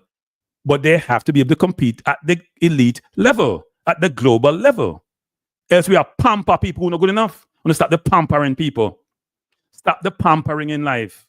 You see, America complain about HB1 visa. You hear what Vivek and something I say? Them want the best. So when MAGA lose their mind, they must say, I don't care what no one say, no. You can't compete on the worst if you have the best. Everybody want meritocracy and the best, and we are using nepotism and talk about local this. That's why no can't go nowhere. So the country are going on the road because of no one other. It lack leadership. And there's lack of leadership in some areas of the JFF. Now I say all areas, some there. People like Dennis Strong do good job now. Because the money right nowadays, the book balance. So Dennis come in and make sure the books balance and make sure him oversee him have controls and governance in place. Rudolph Speid, hey, if you are the head of the technical committee and the football not do well, you know if you have the role then. What Rudolph Speid do people? Him and Wendell's done well. What technical, whatever him is, and Rudolph Speid. No, them own the coaching and the football and thing. The football not going well locally. So why them have job? Who reviews Rudolph Speid? Who makes sure Rudolph Speid do a good job? Maybe he's doing a good job with Cavaliers. He's doing a good job with the national team. What the picks them come through the process? What the kids them are do good? What is Rudolph Speid role and what is he doing? How well is he doing? You tell me Paul Edwards. We get 15 of under 20 Paul Edwards. The under 20 teams should supply the under 23 and supply the national team. You think any of them youth they can make the national team Paul Edwards? Under 20. I know ban all the English youth them and some other youth, the youth from Ajax and all of them. People, me tell you this, me have 14 people on our list. If those kids were brought in, we would have made the under 20 World Cup in my mind. They were that good. They had so much pedigree. By the way, those from Trinidad, the kid who played for Tottenham, Austin, and Sunday, he has Trinidadian background. Trinidad go pursue him. If him too far down the lineage, no change on the laugh to get him. Can't want to make World Cup. Me not care Rudolph Speid don't like me. Me not Rudolph Speid. Maybe you should talk to the people who used to play football with. The Danny them, and then call me Casey used to play football. Ask them, oh, Mr. In life, you have to have integrity. In life, you can always do the right thing, but you try your best to do as well as possible and do the right thing. It is inappropriate to have that level of conflict and it's not being managed.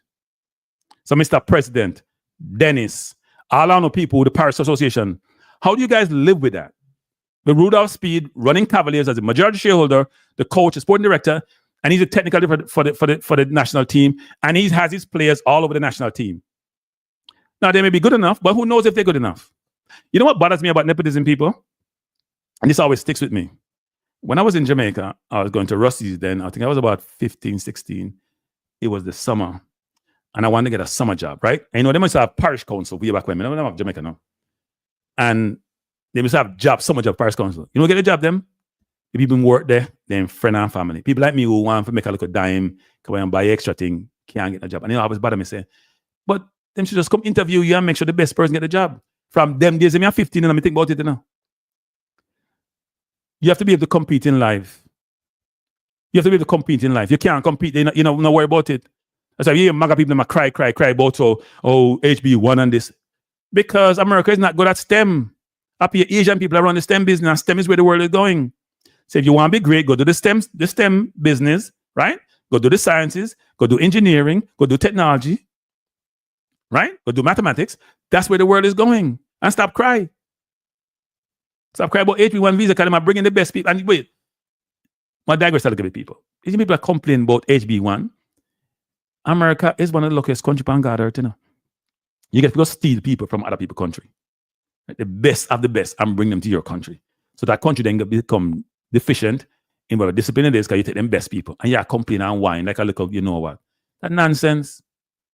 Yeah, I'm not really complaining if it beat people all the time, no people. But this conflict thing, or Rudolph Speid try massage and talk about, say, boy, FIFA come and audit me. FIFA think I'm okay. Then FIFA don't know what them I do. FIFA is useless. Them and their auditors, and we can tell them that they are useless and they want to compete auditing skills. We can't do the auditing skills. The Integrity Commission in Jamaica, them know of the audit. Me read them audit report. Me see what them do. People, hey, you know what I do? Rudolph Speid, do impress me? Go get someone from the Integrity Commission. I forgot the youth name who edit the audit group. Have them come out your business, your conflict, and you come back and say. Those people, because Jamaica have some good people, you know. They may not be in abundance in certain areas, but they have some good people. The people from Integrity Commission who do the audit, and people who get beaten, kind of use politics and be parochial. They audit the Prime Minister, right? What he provided to them in terms of his assets, and then Estate Bridge, where or other people who own around him, them do a good audit. You don't know all the details because you can't see the work papers them and what's supplied, but the public information disseminated that I looked at, them do a decent work. Right? Them do a decent work. So at the end of the day, people, and Rudolph, you said Rudolph, say about 200 people watch. Nobody not care. Let's see if them care or not, Rudolph. We want to see if them care or not, Rudolph. Because you said nobody not care. About 2 people on our channel. Well, we're talking to the 2 people, them. People, and if I pressure the JFF, I'm pressure for Rudolph. Rudolph, not if you have them conflict there. Because you know what happens? We'll never have the best people playing for Jamaica. If you allow people like Rudolph to do what they do on a 24-hour basis, it's nonsense. It's nonsense. It's not right. It's unfair. And there may be a kid in Jamaica. People, somebody tell me a story more recently. Them say, for the under 20. Who coached under 20? Was it Jerome Waite? Was it Jerome Waite who coached under 20? Them say. Then give that 21 lady was a manager. You know what she do? This is even worse than I thought. She went through the list that they had. They had a bunch of foreign players. She only picked out, she selected people based on where they were born. So anybody foreign gone. But not only that, she only picked the name from the people who come from Kingston. Let me repeat, people, because somebody tell me this. She only picked the name from the people who come from Kingston. You hear people talk about country and Kingston and preferential treatment. It looked like part of that true, because I was told. So she dropped all the foreign player them. She dropped all the money who come from country, and she only picked the quick Kingston one them. I wonder how that work. I wonder how that work. Very, very, very interesting. We want better for Jamaica. We don't want a mediocrity. We want excellence. We would never do this for a track and field team, because you know why? The proof is in the pudding. When you go play, there's winners and losers. There's winners and losers, people. At 2025, we're not people. We're not taking a prisoner. We are called like we see it. We're not coming here if we just beat people and attack without getting information and facts and do due diligence and the hard work. But we're not pacifying nobody. We are caught like we see it. We're not coming here if we go get views because we sound hard and we go hard. No. But if we see injustice are done, we are beating justice, people. We are beating justice. We are beating fairness. We are beat like a meritocracy. We are beating itness. We are beat inappropriateness. That's how we are beat. We're not taking no nonsense. And Rudolph Speid, either if he left one of the role them, him can't do both roles. Or if we do the roles, if somebody will oversee it, to make sure say I do the right thing. It's not okay. The phone line's open, you know, the phone line's open. No one call, don't open, it's always open. It's a person asks, you know. See phone line there, 347-728-8625. But I stay long enough, but me come for talk this evening. Me name, what about Rudolph now? So my thumbnail was, but then me get some information. I said, this is ridiculous, man.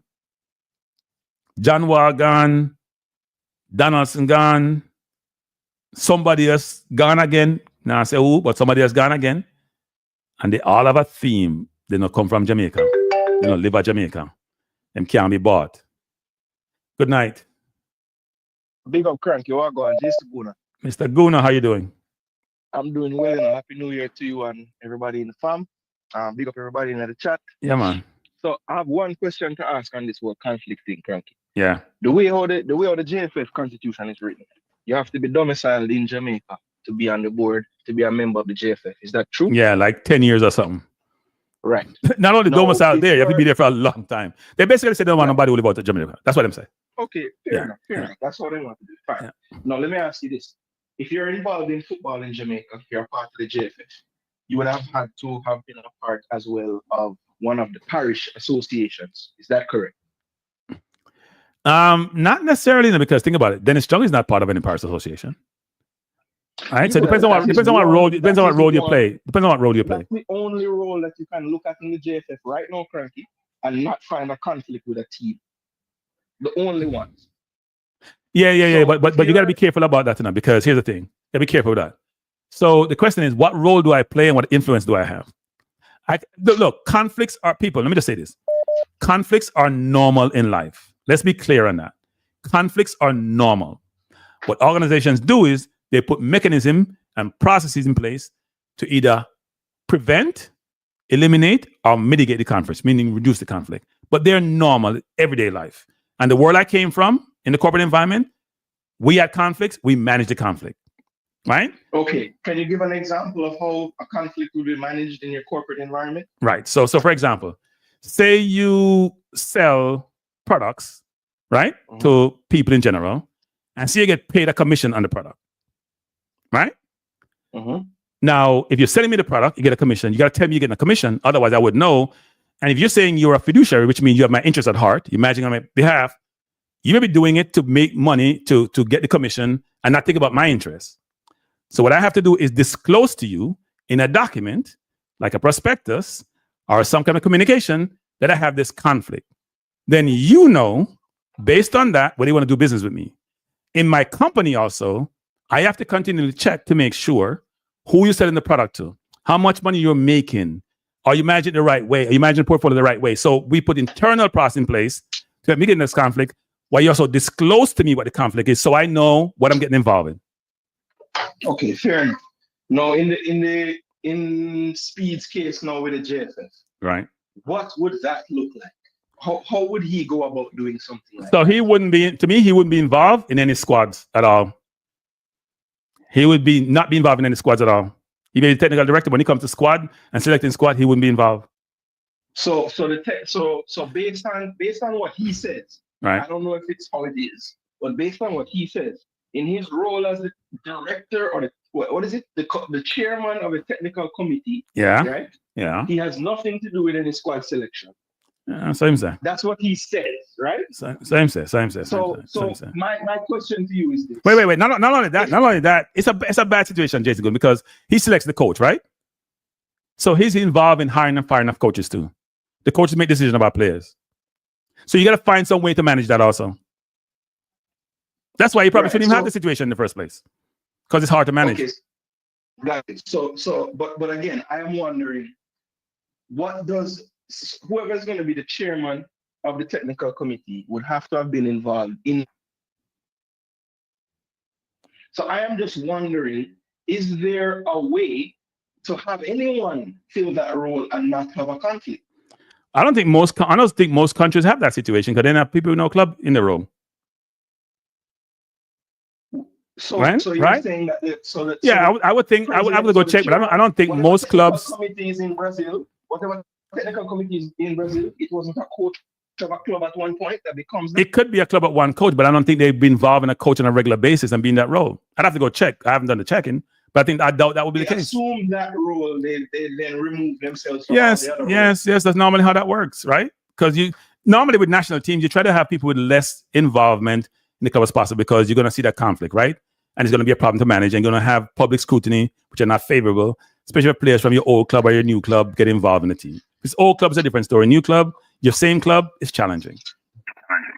But also, wait, Jason, when all these coaches are getting fired because you can't tell them what to do, then that's a problem too. Look, I'm just trying to figure out. No, you're asking the right question. You're asking the right question. Is it possible in the way that the infrastructure is made up in Jamaica to eliminate conflict from roles like this? Because one thing I've noticed is a lot of these coaches cannot afford to have just one job. They need multiple jobs, right? So, I go back to my time when I was playing football in Jamaica. I used to play for Real Mona FC. At the time when I was playing for Real Mona FC, the coach of the under-17 team was at Real Mona. 2 years before, when I was playing for Real Mona, that coach wasn't there. As we move along 2 years from now, we're getting players from all over the island, because the Jamaican national coach is our coach. So he's recruiting and bringing players from all over the place. Now, at the time, I wasn't thinking about anything like that, because I'm 16, 15 years old. I'm not thinking about this stuff. Right. But looking back, that was even worse. Because here is a guy who coaches in the Dictator Cup, coaches in youth competitions in Jamaica, and can get players to come to his institution or his club based on the fact that they know he's the head coach of the under-17 team. And that same team that I'm referring to actually made it to the World Cup with all that conflict. So I'm just saying, I don't know, in the way the infrastructure of Jamaica is made up, how we would go about having someone in that role that has no conflict. No, we're not saying you have. Jason, it's hard. It's hard. Be an old Harbor View man. Yeah. Be an old Cavalier man. going to be a whole what the other person. Right. They're going to have some affiliation to something. So, Jason, there are levels, right? There are levels, like everything is in life, Jason. How pervasive is it? Is it 10%, 20%, 80%, 90%? That's everything in life, Jason. There are levels, right? And there's the magnitude of the situation. So if I'm involved in a situation where, you know what, the conflict is ancillary or it's old or whatever, it's different from the conflict being very apparent and very obvious. So, for example, and it's not only the conflict that bothers me, it's the quota system, which also ties back to the conflict. So they're all interrelated. So now they have quota for the girls' team. For the senior team? For the junior team. I don't know about the senior team. Yeah, they have, Okay. He said that there's no quotas for the girls because they don't have enough league in Jamaica. That's why they have quotas for the girls' team now. I go Trinidad and play a couple of games and then look halfway decent, getting some people who can't play football, and then rather than one of them have junior quota for the girls' team. It's crazy. Crazy. Interesting. And there are a lot of families overseas who want their daughter to play for Jamaica who are much better footballers, but there's no comparison between them and these girls, and they still have this whatever quota. Yeah, I only bring all that up because I don't see how the way that the whole thing is set up in Jamaica, how we would eliminate conflicts from happening. Now, it's one thing to say it's okay. Let me ask the question. What's it, Jason? Is Downsville associated with any team? Currently, no. Exactly. Strong ties to Reno. Yeah, but that's Reno. Not even no. But we gotta be we gotta be careful. Reno. That's on Reno. No. No. We gotta be careful though. You can't go penalize me for my old ties and say Well, that, right? Okay, well, back up 1 second. But he's no longer there. That's why people resign positions sometimes. That's why they resign positions sometimes. Listen to what I'm saying. Yeah. At one point when he was the technical director, Reno was still prominent in the league and he was a big part of Reno still. Right. So he has been operating in that role under a lot. Which is probably even worse than Speed. Because he involved, but that's the problem. But yeah. And again, I am asking you, how can we get to a place where we have to have these conversations? It's impossible the way the Constitution is. That's what it's. No. Yeah, well, no. It's not impossible. You're saying that we don't have the volume of people in Jamaica that we're allowed to do certain roles. I understand that. So then, therefore, put mitigants in place. We can work out what those mitigants are. Trying to figure out mitigants in 2 seconds doesn't work. Put mitigants in place. Put mitigants. It's difficult right now on the spot to say, tell me how. But I'm just saying. Yeah. Put mitigants in place. Put mitigants. That is the problem with all of this because. Yeah. They had to have been involved with something in order to get to where they are. No, I understand. You don't just lose your affinity to a club because you don't work there. So Jason, Jason is another example of conflict. So most U.S. president, except the one we have going to power now, and senior members of the executive body, when they go into the government in the U.S. or the president, you know what they do? They put their money in a trust, right? And it's managed blind. So they don't know, they're not involved in managing the money. You know why? Because they're going to make decisions which can affect markets. And you're not going to sit there and make you lose money because you're going to do something, is going to move adverse against your portfolio, right? So they put, unlike Trump, who does what the hell he wants to do, and he does, probably the first president who have never done that, but most of the presidents who have any assets and people in the government, they manage the conflict, they put in a trust. So they're managing their own money. Trump is a different story because Trump does what he wants to do. Trump is like Speed. Do what I want to do. But what does Trump have to do with this? No.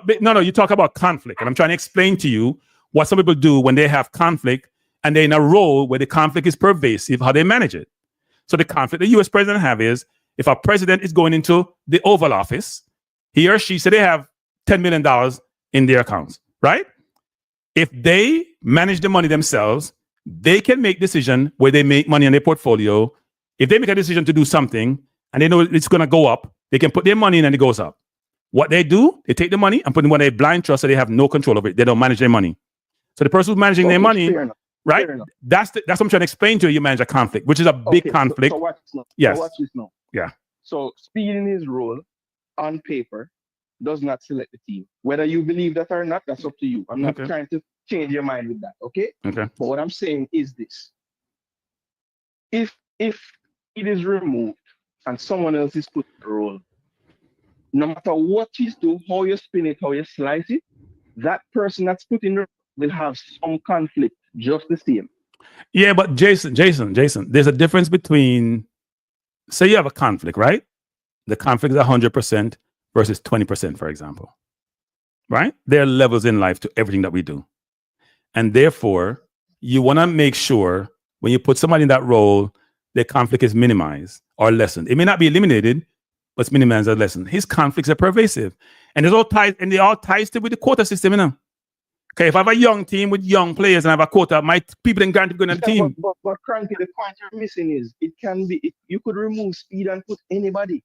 And the same thing with No, it's not the same. It's not the same. It's not the same. How is it not, Cranky? It depends on who you put in the role. No, it's who you put in the role. You don't have to be a coach, be a technical director. You don't have to know anything about football. Jason Gona. Can I finish? No, I'm going to cut you off. You can put somebody in the role who's not a coach. You don't have to be a coach to be in a role. That's why I said coach and administrator, but you don't want to hear that word. Okay, go ahead. Any coach and administrator will have ties to some entity in Jamaica. So you cut the ties. You cut the ties. Other than that, you cut the ties. Ties are, so what? All of a sudden, they're not going to want Jamaican players to be in the team that are there playing locally? What do you mean? I don't understand.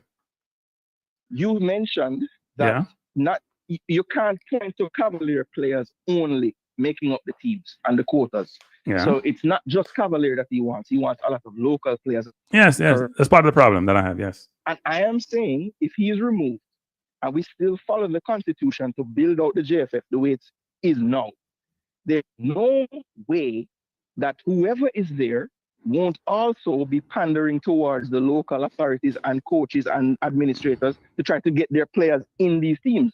Right. So until we remove that thing in the constitution that says you have to live for a certain amount of time and be a member of the JF, this will happen no matter what. And the boogeyman that is Speed now will be another boogeyman. So wait, look. Here's the thing. As a technical director, there is no recruiting process that they have. There's a lot of conflict. The conflict is so pervasive that I'm not sure why we're even debating it. They don't have a problem. Listen, Jason. Listen. Jason, listen.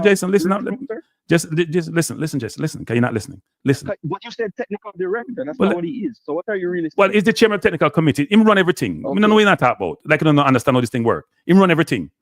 Probably run the whole JFF too. Listen to me, I say Jason Guna. If you don't have a recruiting process to bring in very good players, it's haphazard how you go and recruit players. It's the Devon Porters of the world. It's the Jason Goon of the world. It's the JD of the world. Call somebody and call. That's recruiting? How does that recur? You don't want recruiting because you don't want local players in the team. So you don't care about any recruiting. The players may come in and you may bring them in because the coach may want them. All I'm saying to all of that, Frankie, is that Speed is the person in the role now. But you could remove him, put someone else. If he got there from the same place, what is going to change? I am not saying removing anybody. I'm saying two things. Well, there are two things which is bothering me. One is the conflict, and two is the denying citizens their right. And Speed is the person leading. He may be the messenger, but he's in the front when it comes to that. Denying people their right. So there's the quota system and there's the conflict system. None of them is being managed. The quota thing is a joke. And the president said it when he came on my program. They have 7 people. They're trying to appease their constituent. Fine, you're appeasing your constituent. You are denying citizens their right. That's why they're not done affirmative action in the US, because they're saying it's not meritocracy. I agree totally to that. There should not be a quota in any of the teams. I agree. I don't understand how you have quota with your citizens. Like, what is that? You have quotas with your citizens? This is not like China, because China have quota, you know. North Korea have quota, you know. You don't have quota because they may have Japan, they may have Brazilians who will migrate to those countries. And they don't want it. Then after a certain duration of time, they become citizens. This is different. These are people who are Jamaicans who have kids who want to come live in Jamaica. It's a different construct. And these are citizens. And you deny your citizens their right. I don't understand. I'm confused. Absolutely. And I agree totally that until they care about recruiting all over the place, you will always find that, you know, us as content creators who are like scouring the globe for players and stuff, we will have more knowledge of these players than the people that actually can, you know, get them where they need to go to represent Jamaica. And that is the main problem. They don't really value finding players. That's not really high on their list, and it's clear based on the last 5 to 10 years. It's not only that, Jason. It's the fact that they want us to continue status quo, and here Rudolph come talk about now that he's got his A license, whatever it is. Everything is about him being like he never coached one day in his life before. What were we doing in all these goddamn years before you got your license? You're just marching orders. You weren't doing anything. Now that he got his license, it's the holy grail. We agree the education in the classroom and also practical is good. But what were you doing before then? Weren't playing any football? So all these kids supposed to be good. If we just got our license, if we just start teaching them how to play football, you know how long we have to go to get to a certain level? When are we going to get to world class level? We're going to be mediocrity all the time. You and I are going to be watching football, hoping to win, but it ain't going to happen because we don't have the quality to get there. It's not good. Yeah. Not good. Yeah, I just feel like it's you know, look, all I'm saying is this. The factors that you're saying that he needs to mitigate,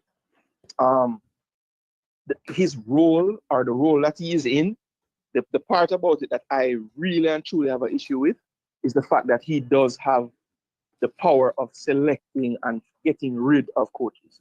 That to me is the biggest Guna, I can't say everything, Guna. Let me tell you, Guna, make it call sometime, Guna. There are people in Jamaica who are very uncomfortable with the conflict. And it's more pervasive than you think. There are people in Jamaica, I get called on this, who are very uncomfortable.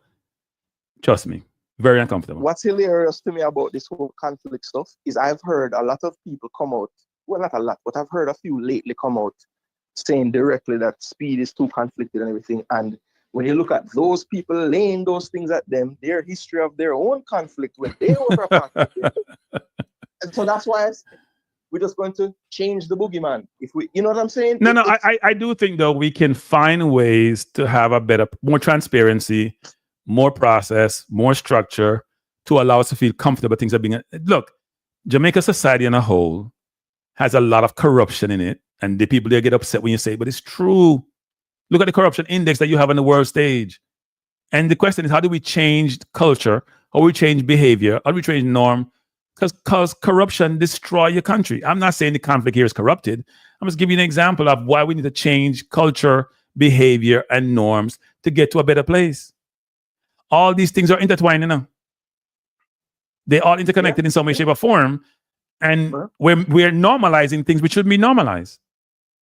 Absolutely. Absolutely. I think I'll have to do some more research because I would venture to say that a lot of these technical committees around the world have former coaches and administrators from certain clubs and entities. And I would love to see how they work around those things because it has to be everywhere in the world of football because you had to have to gain the notoriety to be wanted by your nation to do something. You'd have had to have done something at a level before that. Yeah. And you don't do that just on the side of the road, you do that with a club. So it must but Jason, I said, Jason, there are levels to conflict, like everything in life, right? There are levels, and the further away you are from the conflict, the better it is. But if you're not further enough away, then you find mitigants in place to get people comfortable. You create transparency, allow it to happen. So yeah, understand what you're saying. And on a smaller island, it's much more difficult, given the number of people are available to perform certain roles. But you can manage them if you put process mitigants in place to do so. You can manage them. Yeah, well, as you say, it's not a 2-minute answer. So yeah, we should do some off-air talking and try to figure out what that looks like. But they're not gonna listen to it. Yeah. Well, not that they'll say that they don't, and then they do things that show that they. So I don't want the credit. I don't care. I'm not a credit seeker. Right. I just would like the thing to work better. So if I can put 2 pence and they say you're rubbish, and then 6 weeks later I see them what I said. Yeah. I don't know how they get there. They just need to get there. You know what I'm saying? Yeah, man. I hear you. Anyway, big up the chat. Yeah, man. Thanks for the call. Good points. Thanks for the call. Yeah, man. So Ricardo Hyman says, Cranky. There should be a comment after Cranky, by the way, Ricardo. You talk like you're born knowing everything. It's a run-on sentence, Ricardo. You need to write English so I can understand it. I'm trying to read it, but it's very convoluted. You need to use punctuations. Go to ChatGPT. It will help you. You're writing run-on sentences I can't read. Yes, good night. Yeah, man. Night, Cranky. You hear me clearly? I'm hearing you clear as day. All right. So just a couple of things. All right. So some time ago on management program, I think Mr. Speid was on, right? So Yeah. I'd called just a number of questions. Right. The first question was for him to explain his role as a chairman of the technical committee. That was one. Right. Number two was for him to explain the role that he plays in terms of negotiating player contracts. Number three was his role in terms of, from a financial standpoint, where the JFF is concerned. And I also had asked if there was a CFO at the time. I'm not sure if I was given an answer, but for all three questions, he had an integral role in all three. Right. Now, you remember for the last election that took place, JFF election, where the aim was to expand the voter pool.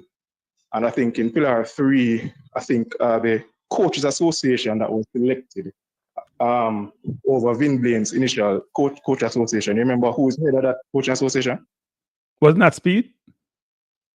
It's either Mr. Speid or Andrew Peart, but you can see how both are closely linked. Yeah. So that just goes to show the level of influence that Mr. Speid has in regards to the football in general. Right? So on the second point, in terms of conflict of interest. Now, as you rightly said, especially from a corporate standpoint, and in life, we always have conflicts, and there are always conflicting situations that sometimes we find ourselves in. So what is recommended is either to eliminate or to mitigate as best as possible. Now, if you can't eliminate the conflict, you have to try your best to mitigate it, right? Yep. Now, when it comes down to something as simple as selecting vendors, what is done, you have to have a process. So you have an invitation to bid process. You select the vendor based on the bid evaluation and based on the particular criteria. That's how you go about selecting a particular vendor. Yep. Now, the problem when it comes down to selecting or the selection of players in regards to Jamaica, I'm not sure if this is something that is wide right across the globe, but when it comes down to selecting players, the problem is that there is no clear and defined process in terms of how players are selected. So that's a problem, you know. 1 minute the criteria is X, and the next minute the criteria is Y. So until we reach that point where we can clearly define a process in terms of how players are selected, we'll continue to have this conversation because they can always change the goalposts in terms of how players are selected. That's a problem. There's no clear process. There's no clear and defined process. Yeah, look, I mean, so some of those things are deliberate, right? They're deliberate. Exactly. They're meant to confuse. Exactly. They're meant to do what they want to do with no sense of accountability. And because we have apathy in the fan base, in the traditional media, with some of the YouTubers, frankly, they get away with this nonsense. At some point, you have to be held accountable. And I think people who are new to this space, like some of the YouTubers are doing, are trying to hold them accountable and find them to do the right way, write things the right way, have transparency, be accountable. And nobody likes to have bad publicity. They're going to try to mitigate the bad publicity. So they may complain and say they don't listen to us and we only have 2 people. But when he goes out in the sphere and goes out into the global world, whatever that entails, then you have a reputation to protect. So they need to protect their reputation, which then may have them have more transparency and do things better than they're doing it, because it's not okay. And there are some people in Jamaica who you say these things and they lose their mind. They lose all sense of perspective. They don't hear what you say because they don't want to hear it. They're just on one side and they're going to take their side. It's like when I did the program on Integrity Commission, just reporting what was out there. Some lady come on program using, curse me all manner of way. I wasn't even taking side. I was saying, here's what the commission said. Here's what the facts are. And some people lost their mind. And I'm smiling saying, well, if you're not going to listen, then how can we have a conversation? Exactly. And, you're totally correct. Yeah. So, so at the end of the day, and at times, the reason for things to be shrouded in mystery is because I said it can be deliberate. Yes, that's normally why we do things in mystery, in secrecy, right? Because we don't want to come in the public domain. And when I used to say transparency, Speid always talking about this word transparency, because transparency, when you have a quasi-public or public environment, is an imperative. It's not a nice to have; it's an imperative. How are people going to trust you and want to engage with you when you don't have transparency? So that's why I'm saying, Cranky, at the end of the day, it has to boil down. It has to go back to the processes that is employed, right? And if there are no clear processes, you can always do anything you like, do anything you feel to, because there are no process in terms of what should be done and what should be followed, what guidelines should be followed in terms of how you select and how you go about making decisions. So here's what's funny. Here's what's funny. Because if you hear Dennis, when Dennis comes on, and I've interviewed Dennis a few times, Dennis talks about governance. Dennis talks about processes.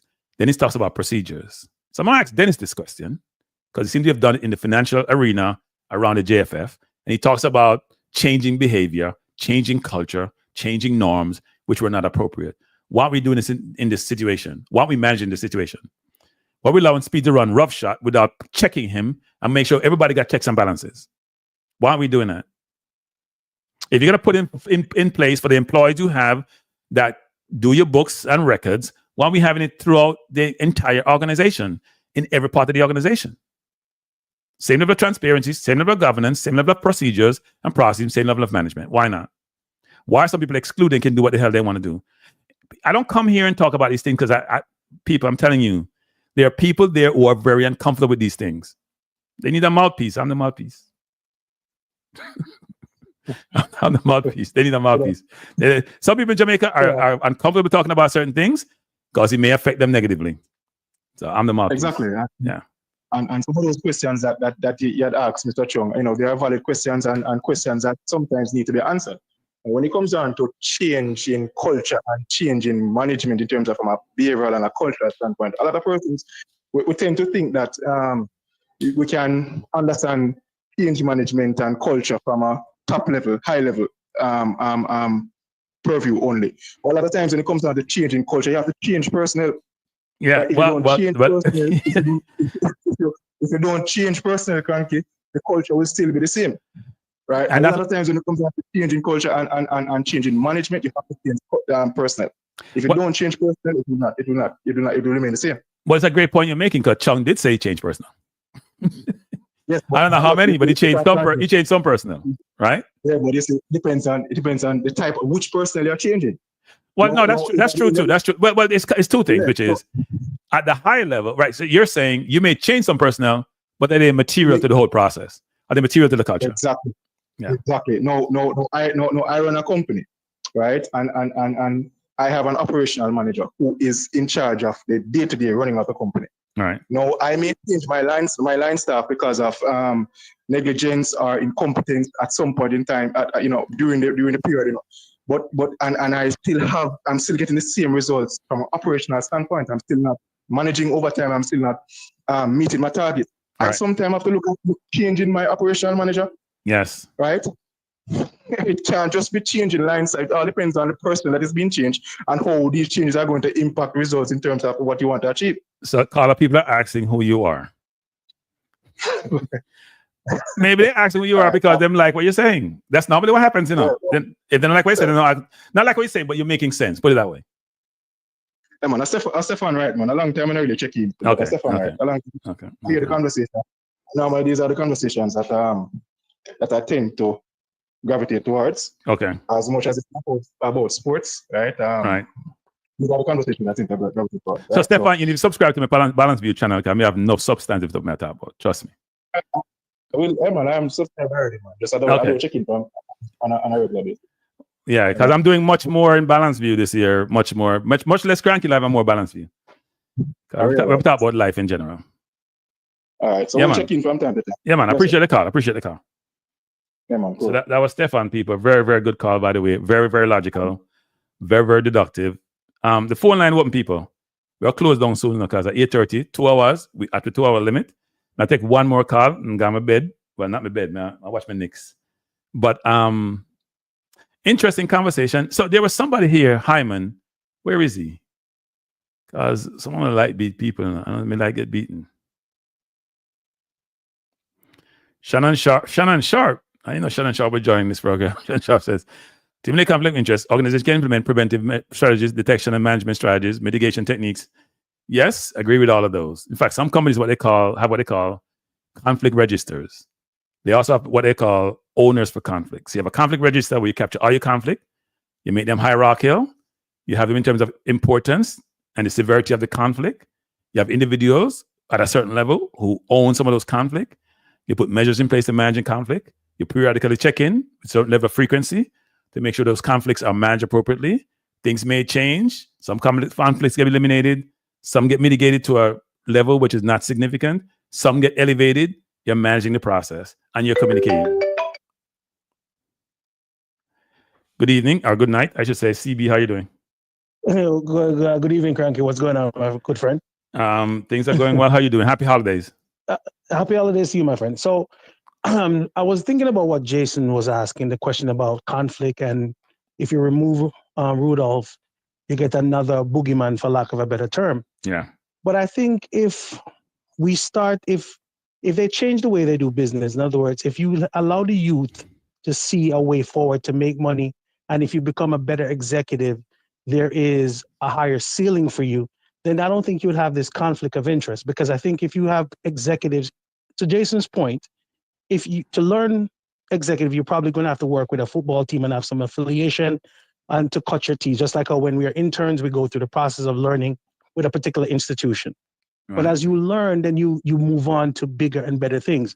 I think the old guards want to keep it this way. So therefore, no one challenges them. And what you're doing right now, you're holding up a mirror to a lot of things. You're now questioning what they have done and done it so long and done it a certain way. Now you're going against it. That's why you may not be very well liked, because you're asking the question that probably no one wants to ask or is scared to ask, because they may need a favor somewhere down the line or a special interview to do something. But I think if we allow ourselves to say, okay, bring young people in so they can see a way forward, then you can get great executives, and then we don't have to do a quota. Because if you go out, in my opinion, if you go out and you make millions of dollars, the younger youth in Jamaica will benefit from this money. One, you put better pitches, better training, better facilities, because the money is constantly coming in. That's how I think at some point you can remove the conflict. Rudolph, yes, he is very conflicted, because, he keeps saying, we have a person in Western Jamaica, we have a person in this part of the island, but has he ever proven and given us a name of a kid that they're scouting, or they see this kid and say, this kid who go Cornwall College, or the kid who go Herbert Morrison, them look really good, a kid from Russies, and we're looking at him and we want to bring in him. He's never given us any names. And it's supposed to be an open forum where you can provide information. Yeah. No, I mean, the problem you have with Jamaica, for example, is the migration issue, right? This is what a number of countries have, actually. So the US complain about giving people visas and immigration, but they're taking the best from all these countries. And it's not like you have an infinite number of intellect in your country to then be allowed to be rated. And because it's not just age, some of these visas we're talking about, you talk about skilled people at a certain level. They're taking teachers and nurses and doctors and lawyers. They're taking people from all disciplines. Now, if you're a developing country where you need all of those people to help you progress, and you don't, so you'll have football administrators. All the people that have attained a certain level of education and intellect are looking to go someplace where they can maximize their earnings potential, which then affect the country they're coming from. So all these Western countries who have this utopian view of life and don't want immigrants, they're the same one raiding those countries for the best people. And you have this cycle where what may be left in those countries are not the most educated individuals. Those people may be upset you saying that, but it's true. And then you have elitism, which becomes much more material in those society, because those people are doing 10 different jobs, 10 different roles. They do everything, and the conflict just manifests itself. And they also have the problem of not everyone is going to do things with the best of intentions. You put it very eloquently, because I was thinking about it. I was trying to formulate the words of how I was going to say it, but not offend. Because when you put that out in the ether, you're going to come across as an elitist, because you're saying all the brain trust of one particular island is overseas. But a good portion of it is there is a brain drain on Jamaica, where if you have a certain level of understanding, you leave the island. So therefore, you're not pulling from a pool of 100. You may be pulling from a pool of 20. Which is what a lot of developing countries are facing, which is a problem for them. And the Western world don't see that. All they see is that people are coming and taking their jobs they can't do, by the way, because they had the skills. They wouldn't go to some other country to get the job, to get somebody to do the That's job. That's true. Yeah, because I think we have more Jamaicans living outside of Jamaica than on the island. That's probably the same for most of the Caribbean, frankly. Yeah, we have more Most of people the living Caribbean. outside of the country than living in the country. So therefore, you are going to always have this conflict. And whenever you leave the country, you now have a more critical view of things, then you are now seen as you're anti-country, or you think you know more than everybody. Well, that's what I get accused of, right? Especially by people like Speid, for example, that I think, and you see somebody Hyman came on early saying, I think I know, I've learned, but I'm dumb. That's what everybody's gonna saying. And I smile because when you've been exposed and you know what good looks like and go look at what good looks like, then you smile when people say these things, which makes no sense. You know what good looks like. You understand what good looks like. You can differentiate and decipher what good looks like. Then you know what you're looking at. And you know when something doesn't look right, when it's wrong, when it needs to be changed, and what change and solution need to be put in place to make it better. So I'll say this, Frankie, for my last point. I do understand what you're saying, because I think about this. When I was younger, I was, like you love, you're a DJ. I was in that space, and everything I knew came from that background. And I thought I knew everything. Then I went to Wall Street, and it was a different world in regards to how you react to people, who you work around, how you see things, the way you approach things. Right. I remember having a conversation at one point saying, every time you talk to a Jamaican, Jamaica, the only place where we're at the prettiest place in the world. Yeah. And I remember the first time I said, no, I've seen some places, and it wasn't well received. I will tell you that Jamaica is probably the best place to party, but there's other places that you may go based on. There are other places that you're going to go, and the beaches are just as beautiful or even more. But it depends on where you are in life and what you're looking for. But you can't tell a Jamaican that because nowhere no better than you. But it's not about being better. Is when you put apples to apples, and what you're asking of your service, it may not stand up to the test. But you cannot do it if you're in the barbershop and having that conversation. You're looked upon like you have horns, or you just don't love Jamaica no more. Yeah, I mean, it's almost like a guilt trip of you saying, they make you feel guilty to think that you could say something that may not put the island or the people or anything else as being the best, when it's a big world, right? We're not the best of everything. Mm-hmm. It's a beautiful island, but it has its problems, right? Yeah, the people are good, the people are ambitious, but so are a lot of people in the world. So yeah, and that's why we want the best players on the field. We don't want some quota system and make us look bad on the field. Because the quota system works for whoever wants it to work for them. Because at the end of the day, one of the things that we tend to do, we tend to be very single-minded. We want to see how we can benefit, and if it doesn't benefit us, we don't really care. So if I don't say this is in my okay, I can come sue me. If Speid's vision is for him to be great, because let's ask this question: as a technical director, what has been his greatest accomplishment? Brilliant question, actually. Well, no, there are two questions. The first question is, what's the role of the technical director? Mm-hmm. How has he performed in his role? Who evaluates him? Right? We don't get those. We don't get that information. We don't get that intelligence. We don't know. Because we don't have any idea. Frankie, think about this. If he's been there 10 years, let's say he's been there 10 years, and the only significant mark we're seeing from him is everybody have to have a certain license to coach. Right. That's your only accomplishment, been in there 10 years? Because it ain't the players, because we're setting less players at a higher level overseas than ever before. And he's also said he has various coaches that he can call and pull information from. So the question, what are you pulling from the coaches outside of the country? There's another question I would love to ask him.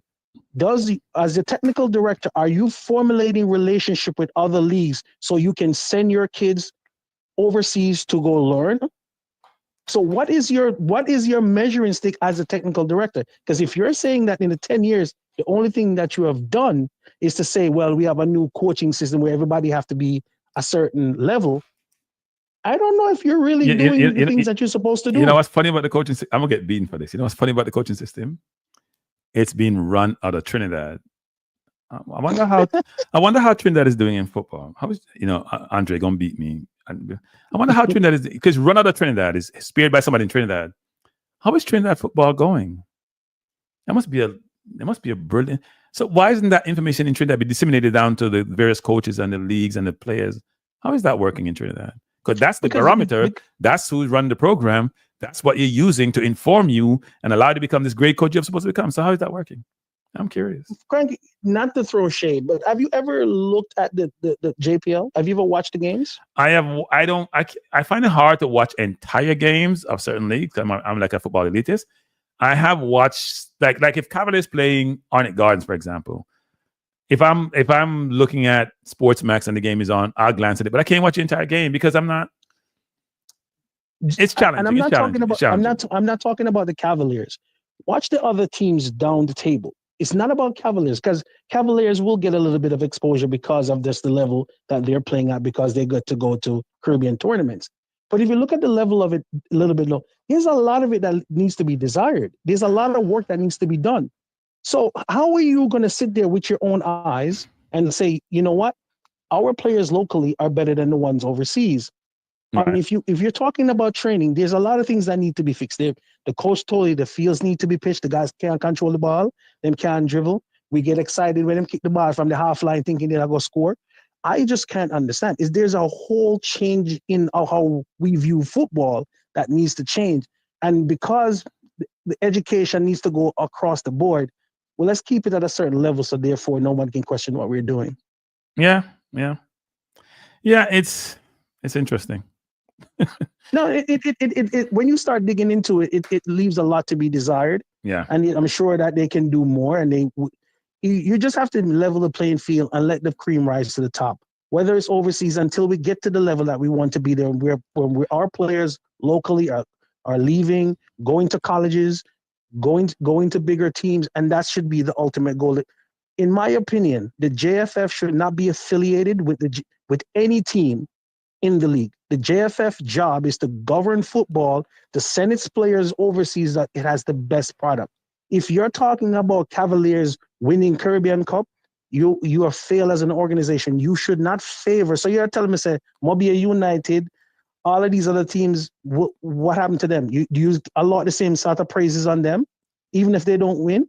You should not be affiliated with anything. Speed's job should, outside of the JFF, should be Speed's accomplishments. That's not what they should be bringing up in meetings, because you should not be affiliated with any team.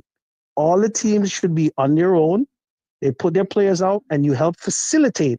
You should not be affiliated. And that's my opinion. I would agree with you. I'd assume there's a lot of countries who are more versed in this. That's how they operate, because people want to create that independent construct and make sure that things are done on what we call more colloquially on the up and up. Yeah, there's a lot needs to be desired. They need Speed. You know, you can own the team but have nothing to do with the team, or diverse yourself from whatever you need to do. Right. You should be he should be training his replacement. I'm sure when you're in the corporate world, you should be training your replacement. He should be training someone to take over that has no conflict, who has seen him work and say, you know what, I think this gentleman, young kid, young lady can step into this position. Nah, he's not. Hey, it's a sweet role. He's not giving up that role. Probably the most influential role in the JFF. He's not giving up.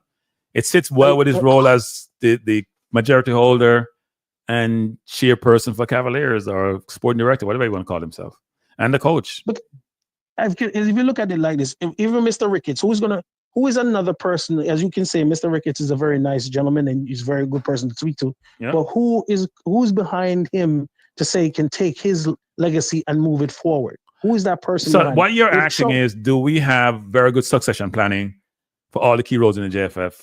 I don't know. Yes. I don't know. They may. I don't know. I haven't had a conversation with anyone about that. Do they think that way? I don't know. Right. Like I'm saying, if you're an outsider looking in, do you think that's in place? I don't think it's in place from a structural standpoint. I think it may be in place in terms of who is the most influential persons that sit in certain seats and may elevate to those roles if something unforeseen happened, president resigned, or whatever, right? Now, do they have somebody to replace Chung? I don't think so. But Speed is a chartered accountant. He could do it, but then he'd be having two different roles. Right? Well, it's probably can do it because he just does every role that there is anyway. But yeah, I don't know if they have succession planning. I'm assuming that it's probably not something that they have, but something where I haven't read the charter about who succeeds if the president leaves immediately, right? Unforeseen leaving the role. But I'm sure there are people in the board, given the hierarchy, who just assume certain position. I'd have to go back to the Constitution and the charter that they have and see what it says. But what behooves me on a day-to-day basis is the consistent idea of putting a quota. In my opinion, if you're about greatness, wouldn't you want the team to consistently win and get the best players on the field? Because the more they win, the bigger tournaments they go in, the bigger friendlies they have, the more money comes into it. Well, that's where the conflict. No, but you see, we gotta understand this, right? So supposedly, and you hear something. Look, this is not the concept of quota is not a Speid exclusive thing. It's a local Jamaica thing. As Speid would say, that's how people on the island think. You hear Maverick talking about balance. That's quota. You hear the president say they have 7. The Pirates Association want quota. You hear Stewart from our view, they don't want foreign players. You hear Skill Coach say, you don't want foreign players. I don't know what foreign player mean because they are citizens. Right? They are citizens, so there's no foreign player. They are citizens. But it's very limited to me. That's why it behooves me, because if your team is winning, right? Let's say Jamaica is winning and they're beating El Salvador and they're playing US to a 1-0 defeat on a regular basis. Teams are going to come looking in the country for players because the team is that good. But I don't think they think that way. I think what they're thinking is, if I get the player in the national team, so like a Dixon, they get exposure. That exposure then in the immediacy would allow them to move to a team, right?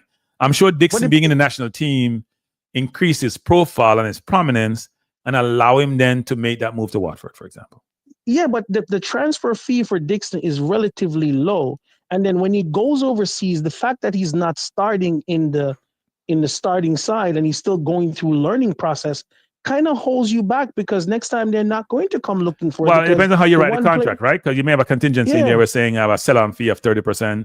You may take a smaller number now with the upside being there. And if you do the contract the right way, you'll benefit from the upside, right? You see that with a number of players. Yeah, but there's not the benefit I'm looking at. There's not the cost analysis I'm looking at. I'm looking at the player itself.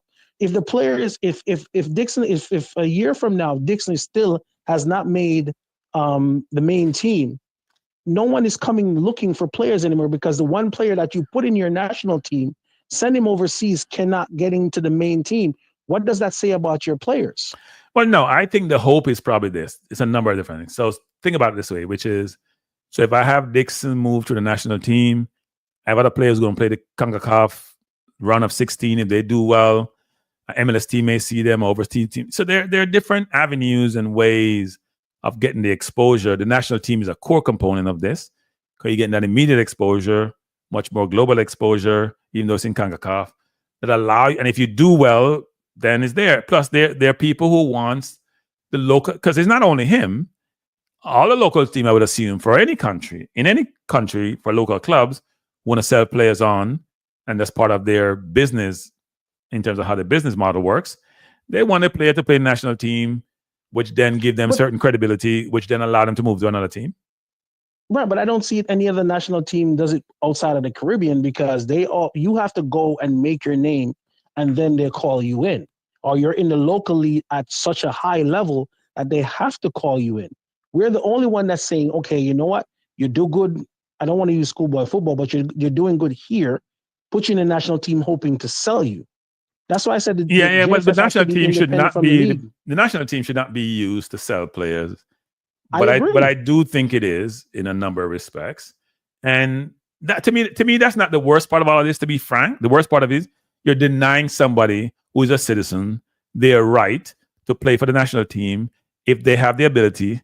They qualify, and the coach believes they should be part of the team. You're denying their right. They spend time getting their citizenship. They're probably affiliated with Jamaica. Their parents are probably Jamaican. And you're intending they can't be a citizen in this country. When wherever they come from, they may not be a citizen there because they're not treated like citizens. So they have no home, is the way I view it. But that goes back to to my notion of just having the team be the team. Because if you're using the team to sell players, then you're going to deny citizens their right to play. You need for the team to be you're on a merit-based system. Just put it out. You have to be playing at this level. You have to put in maybe 90 hours per year to play on the national team. So if you're sitting on the bench on a team just because you're great, you can't make the team. That would disqualify people overseas or whatever if they're just sitting on the bench. Whatever the criteria is, everyone should know it. Then it would alleviate this notion of, hey, we were probably trying to sell a player. Well, the criteria is we only want 7 players who are non-local. And in fact, I heard for the girls' junior team, it's now 6 players who are non-local. And the rest we want to take from locally, even if they're not good enough. And a lot of times they're not. That's why John Wall got fired. That's why another coach has gotten fired. There's more than one, but that will come out more in the news, are more public. There are a lot of things that are happening, and it goes back to Speid. Speid is the one who hire and fire coaches. That's a fact. No matter what anybody's want to say, he's the one. He can talk about he has interview. He's the one hire fire coaches, and he's manipulating and managing the process the way he wants to. So people like Paul Edwards, who never calls in because they can't, because they're going to blow their cover. You can complain all you want. These are facts. You can complain all you want. These are facts. You can say Cranky have no sense, but you're here all the time as a spy. So yeah, well, listen, I'll give someone else a chance to share their 2 cents, but it's appreciate the call. They need to do something to change the narrative outside of just the regular day-to-day nonsense. Yeah, man. All right. Have a good evening. Yeah, man. Thanks. Our CB people. With another good call. So the calls are good tonight. So let me close out people by saying this. Last call for the evening. Good night. Cranky Live. How are you doing, sir? I am doing very good. Very good. I can't complain. I've just come back from serving and dealing with the best part of my day. But I've been listening to you, and you're beating Trinidad quite a bit tonight. No, I have a question for you, though. Since you called, you're from Trinidad, right? You're from Trinidad. You're Trinidadian, right? Are you from Trinidad or Tobago? They're not the same, you know. They're not the same. You're from both, so you're owning both. Because Trinidad, no, not Tobago and vice versa. Especially Tobagans, they're not on Trinidad. I am both because of the your mother and father, they have their origin as well. So you're like a heritage person. You don't have no home. Yeah. Well, that is true. You're homeless. So I have a question for you. How come Trinidad? So if your coaching courses is being run out of Trinidad, it must be an excellent football environment for you to think that that's the utopia that's going to allow you to be excellent and bring through all these players and get them the right knowledge. So how is Trinidad football going? And I didn't realize it was utopia football. Hey, one second. I think I dropped you. Go ahead. Hello? Yeah, I'm here. Yeah, go ahead. Yeah. Well, I didn't hear the question. Was he? Oh, so you got the okay, let me ask you a question. You got the question. I said, how is Trinidad football going? Because if this program that Rudolph Speid and I are exalting how great it is, are saying it's a wonderful construct where Trinidad is running this coaching program for the Caribbean and developing and deploying all these coaches across the Caribbean because it's an excellent educational course. How is that working for Trinidad football? Because I would assume, like Spain is, that if you have all these great teachers, the football on the island or islands must be wonderful. Yeah, I think it's to say that the success exists because of the last 6 months or 12 months of coaching education. I think it's an overstatement. I think we've discussed this before. It's an overstatement because there's formal education and there's informal education. And my position have always been that education is important. Football education is important. But if you've been coaching for the past 20 years, the coaching education does bring something to the table. But the informal education, so for example, you have if you take one of the best coaches we've seen in recent times, in Pep Guardiola, he did his coaching badges, but he would go down to Chile and he'll go by a loco and those guys and learn from them, right? That's the informal part of it. Plus his playing career educated him in a way that informs how he sees the game, how he thinks the game should be played. Right.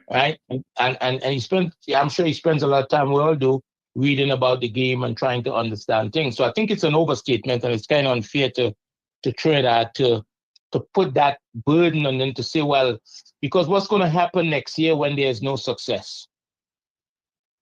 Then they should fire the Trinidad coaching program. Yes, and what's going to happen? I mean, I mean, I'm sure it's a. I haven't done it, but I'm sure it's a good cause. I'm sure it's providing education, information to people. Right. But to put the burden of any success in this moment solely on the fact that course exists. Because there's people with coaching badges all over the world, and they can't win a football game if you give them, if the game started with them leading 2-0. So is it because is their coaching education bad? But what I call you for, you hijacked me with that question. But you're the last caller. You're the last caller for the evening because we're past I call you for. I don't want you to miss an opportunity here. Yeah. You and the last caller made reference to it, and when he started, and I thought you all would have gone down that road. He made reference to a previous caller who was saying that if you change individuals, and I don't want this to be about personalities, but if you change individual and put somebody else, you're going to still have the same conflict. And I know you understand the conflict thing. And somebody put on the screen just now, you put up on the screen, and I thought this was an opportunity for you to go a little bit deeper in terms of how to eliminate conflict of interest. And they mentioned prevention strategies and that kind of stuff. So when I saw that, I took a look at that, and I think it's an opportunity for you to go. No, I did. When they put it out, I did indicate how it's done in the corporate environment, which can translate to any environment, right? I didn't go into detail about specific situation, facts, and circumstances, but in general, conceptually, you identify the conflicts you have across your organization. You then capture all those conflicts. You make those conflicts what we call hierarchical, or into the level of importance and significance. Let me interrupt you for a moment. Before you get into identifying conflicts, right? Yeah. You would put in place a policy, right? Yeah. So you would put in place a policy. They call that like a conflicts policy or conflicts. Some people have it at register, but it would detail or outline what is it you're trying to accomplish, right? It may be an objective, and it may be what the procedural process is that informs what it is to have these conflicts, what a conflict is, how you go about the procedures you're going to undertake in terms of the entirety of the conflict process. And maybe what I'll do, I was trying to find it. I did a presentation when I was in the UK and this has been a while ago, to the banks, a number of banks and asset managers talking about conflicts. It translated to that environment, but it marries with what you're thinking here. And the reason why I want to do it that way is because I like to deliver a output to people. They can look at it, they can use it going forward. I'm a search for it because I think it'd be very informative, and people can use it. And then others like the JFF can actually look at it and say they want to employ it. But that's my point, right? Because this is a and again, I'm the personality conflict I'm not interested in. I am, but go on. I know you are. I know you are. but my point is that this is such a major topic because the MAs in the region, they are like franchise of FIFA, right? They and FIFA have an entire handbook in that is labeled conflict of interest directives. Okay, but I have a saying, and I'm not going to use myself, but if I mentioned Pep earlier, if he takes every session he ever did, if he give you a thumb drive or give a coach a thumb drive with everything he knows about football, everything he knows, every session he ever did, everything he has implemented, every single thing that he knows, and he give it to a coach who's not ready for that information, he will not use it. He probably throw it in a drawer somewhere and leave it, right? Because he's just not ready in that moment. He's not developed enough to understand what he just got. You see that thought pattern? Yeah, so, but he also, if he's smart enough, he will figure out a way to go. Go ahead. Hold on. Let me finish. So maybe the question is, do you think that we are ready in the region to function at that level? even though you provide that information? Yeah. So here's So my view on that. We got to start someplace. We got to start someplace. We can't keep going around in circle and not pushing back and calling out issues and problems and then try to provide someone a solution. Otherwise, we're going to end up in the same place 10 years from now as we are today. Right. And that's the reason for the call is to say, well, I think I don't want it seemed like we're missing the opportunity to say, well, because when somebody says, when somebody says that, somebody is basically saying, well, what we could do? That's what we're saying, trader. What we could do? That's how it is, right? And that's what I think the caller before, not the last caller, but the caller before was saying is that whoever you put in, you're going to have the same situation. I think there are two things he's saying. He's saying that, but he's also saying because they have been exclusionary in how they have written their constitution, whereby you have to, we have more Jamaicans outside Jamaica than in Jamaica. But what we have done is restrict the process to not allow people outside Jamaica to be involved in the process. So I have a defined population, which is not going to expand, is only going to recede, right? And therefore, he's saying the people who are involved in football are also minutiae in terms of what that population constituent entail. So therefore, everybody else who's involved or want to be involved are conflicted in some way, shape, or form. They either have previous conflicts or current conflicts. And what I've said to him is this, which is we got to be careful with that because I was affiliated with Arsenal and now I have a role in the FA doesn't mean I'm going to give preferential treatment to Arsenal. And in fact, I may put measures in place to mitigate some of that.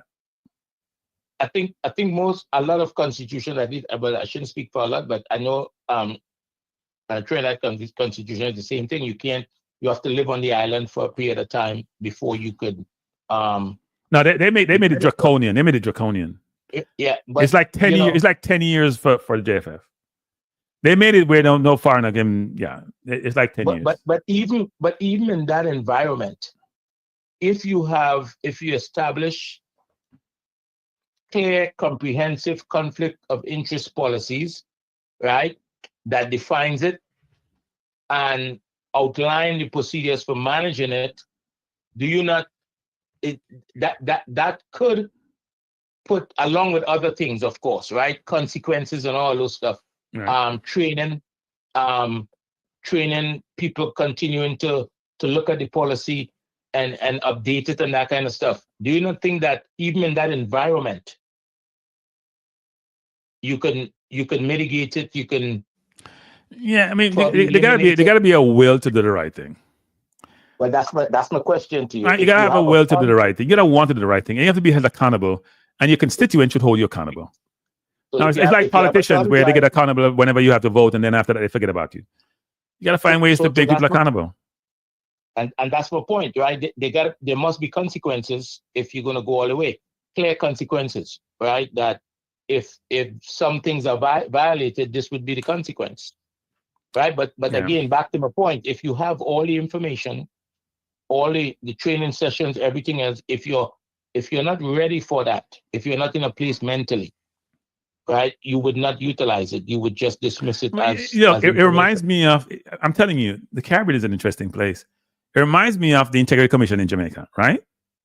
So you got to disclose your financial resources every year if you're in Parliament in Jamaica, and they come up with an independent body comprised of the people whose reputation are unimpeachable in Jamaica. I'm telling you, people of the highest order.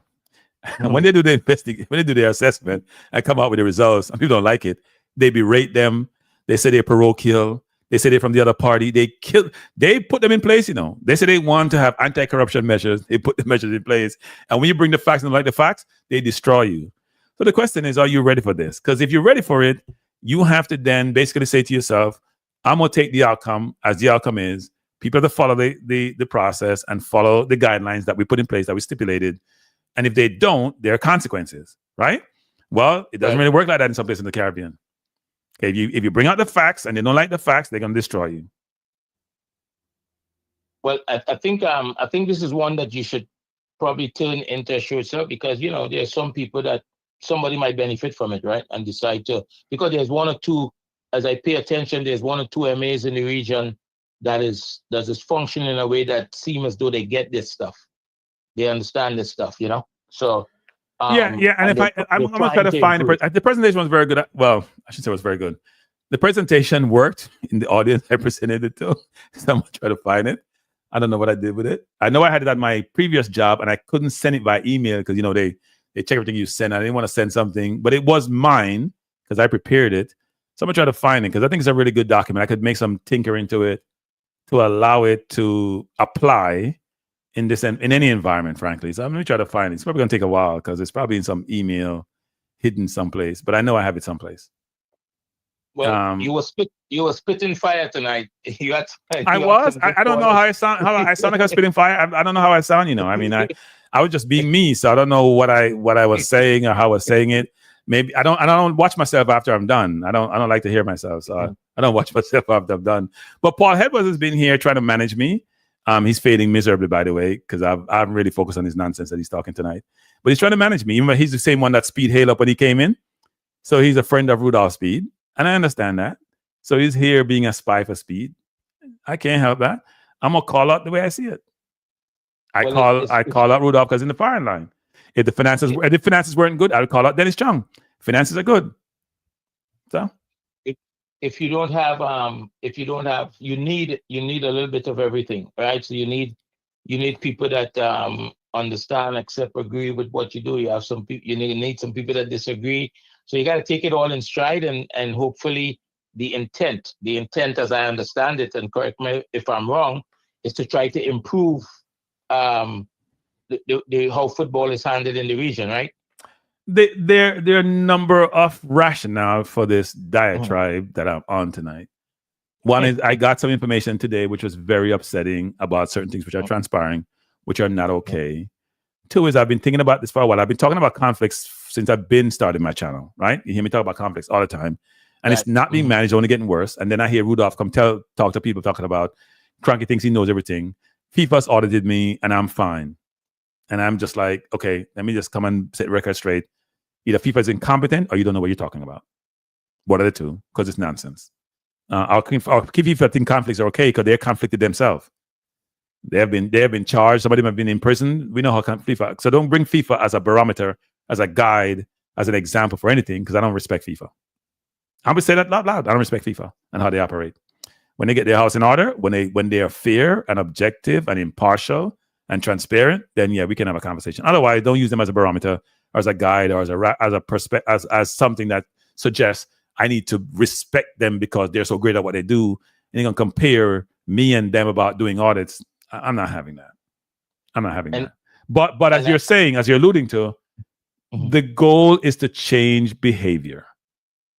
The goal is to change behavior, do the right thing, make sure we're not disadvantaging people because of where they are born. We have integrity in the process. We are fair in the process. We're equitable in the process. We're inclusive in the process. We're not just doing things because it's okay for us and only we can benefit. That cannot be okay. We live in a society where people from different walks of life have different socioeconomic status. We should be fair to everybody, no matter where they come from or what they do. And if you have citizens, they're going to disadvantage citizens. I'm not having it. You imagine? Can you think about where in the U.S. do they have us this 10-minute these limitations the Caribbean have, Andre? So U.S. citizen, and I go overseas. I mean, go to live in London 5 years, and I come back, and I live in a certain neighborhood. Do I have to wait 10 years to go run for office? Is that how it works? No, I'm not. Okay, I thought so. I thought so. Where are these restrictions we're putting on our citizens? Talk about citizens now, people. We're not talking about somebody who is green card holders in the U.S. or somebody who is not being natural. As I said, we're talking about citizens, people. So we're talking about. And we put all these barriers for them because we want to hold on to power. Don't get it.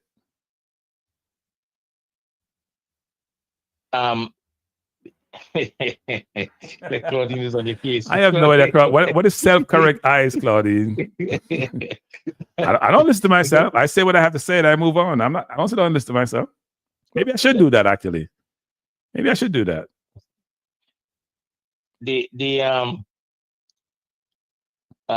Claudine distracted me here with the last thing I was going to say. She does that really well, by the way. She does that really well. She's a brilliant distractor. Yeah, I lost my train of thought. She destroyed your entire thought. Hey, Claudine, you're not helping, Claudine. See, Andre was going to have a brilliant view on something, provide it very succinct, very clear, very clairvoyant, all of this, and then all of a sudden, you just totally discombobulated him. Not good. Not good. She comes in with some good ones, though. But you know, this is what I was going to say to you. I heard you say, you've said it several times, and you said it to the last caller. I think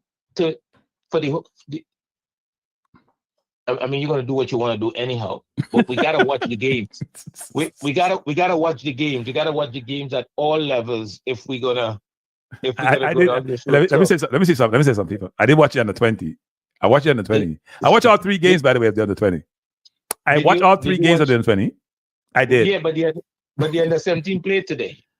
Yeah, and they won 3-2, didn't they? See, I know the score. 3-2 today. But you would have seen the nice facility to play that. Okay. So back up. I don't care about no facility. How did they play? How was their game? How they look to you? Because you're a coach. How did they look? Did they keep the ball well? Did they move well? Did they pass well? Did they manage pressure well? Did they work through difficult circumstances well? Did they seem to have patterns of play, system of play? Give me yours in a very short summarize. Right? Give me your synopsis, analysis, perspective on how they performed. You didn't use the word objective, right? objective is important. No. I'm asking your view. I don't care about objective. I think they played against a team that was not a national team. I think that there might have been a club team or a regional team or something. I'm not so sure who it was. And they won the game 3-2, obviously. But when you look at the principles that you would expect to see, I mean, the first 23 minutes just before they scored, it was difficult coming out of their half of the field. The team had majority of the possession and was in their half, and then there was a ball played over. Wait, back up. They had difficulty coming against a pub team. Well, I don't know if it's a pub team, but it was a pretty decent team. The kids on that team, they were brave. You can tell that they know what they wanted to accomplish. And sorry, let me ask you a question. Did they do what we do in the Caribbean Championship, where we just bully them because we're bigger and stronger and faster? Athletically, Jamaica had more resources athletically. The striker. Wait. More resources athletically? What do you mean? They have more money? They have more gears? What are we talking about? What do you mean? Athletically, they have more resources? I've never heard that. People. Hold on. Hey, Trinidad. Andre's gonna run for office. Athletically, more resources. Hey, I've never heard this. I'm gonna write this down. Athletically, they had more resources. Wow. So I'm gonna call and get you signed up for the next course. People. Athletically, they had more resources. Don't you hear that one, people? Yes. Athletically, more resources. You know what, people? The way we use words nowadays is so fascinating. Hey, football people don't understand. Cranky is more athletically more resources than Andre. Wow. But they have more legs. They have like 3 legs, and no, they were faster. They were stronger. They were yeah. They were bullies. Yeah, okay, so then bully them. The striker in particular was he's big, by the way. He looked like he's about 40. He looked like he's looking about 30.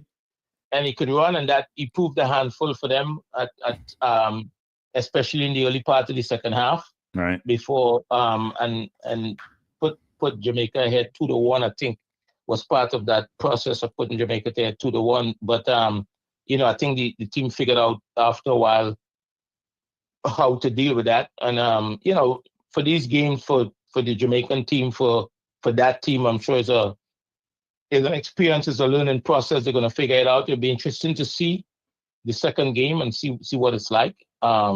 It's the first game, and sometimes you think, okay, what's this? That's it's. I would have liked to see what I'd like to see coming out of the region is a lot more ability to handle the football and be brave if you want to play from the back and be and not be afraid to make that happen. I don't think I've seen anybody in the Caribbean is doing that comfortably at the moment. Yeah. Right? a lot of running with the ball, 5-6 touches, and that kind of stuff. So So the ball we'll is see not what doing the happens work. with Yes, the you're saying the second. ball is not doing the work. Yeah, the ball is not doing the work. Like, I mean, and that's through my lens, because that's how I like to see the game play. No, that's how everybody wants to see the gameplay. The ball needs to do the work. You use individualism when it's required, when it's needed. Right. You don't In the overuse right it. areas of the pitch. Yeah. So we'd see. At the end of the day, for most people, the result is what matters, and But the question is because there is sustainability, So I may win in the immediacy, but is it sustainable? And especially against the better teams. Right. And that's where maybe around the fourth game is where you're going to start to figure that out, right? Because you probably may run into a national team then. I don't know who else is there. I think Mexico is part of it as well. Yeah, Mexico is there. I did look at the list. Mexico is there. Yeah. I think Honduras is there. Panama is there. So, I think they drew their game. Yeah. But at the end of the day, you must give credit to the GFF that they were able to make use of this, because this is going to be at least 3 games in an environment that will help prepare them for next month. So is Trinidad there? Trinidad did not participate, although they were invited. Why? Money thing? With Trinidad, you don't know sometimes. We gotta thank Dennis Strong and whoever else is involved and make sure the finances are in the right place, and also Hagrimson, because he won some money for the country. So yeah, we gotta thank people who have been involved in generating resources, so then we can send our teams to different places to get more exposure. No, this 3 games is gonna at least 3 they're gonna get, maybe more. I'm sure it's gonna be useful to them in terms of preparing them for next month.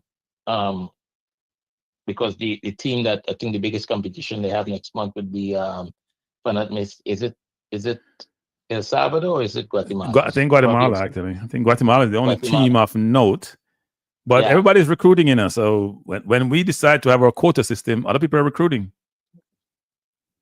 So it's I think you should try. You had mentioned leadership, and you had mentioned and tonight, you've mentioned several times the conflict of interest deal and whether and it's not just conflict of interest, but the appearance of it. But I think if you take whatever you have and you take the FIFA document, I think calling it out is one thing, but providing solutions, I think is. I'm gonna try to find that FIFA you referred to, because I was told Rudolph Speid said it. He didn't tell me.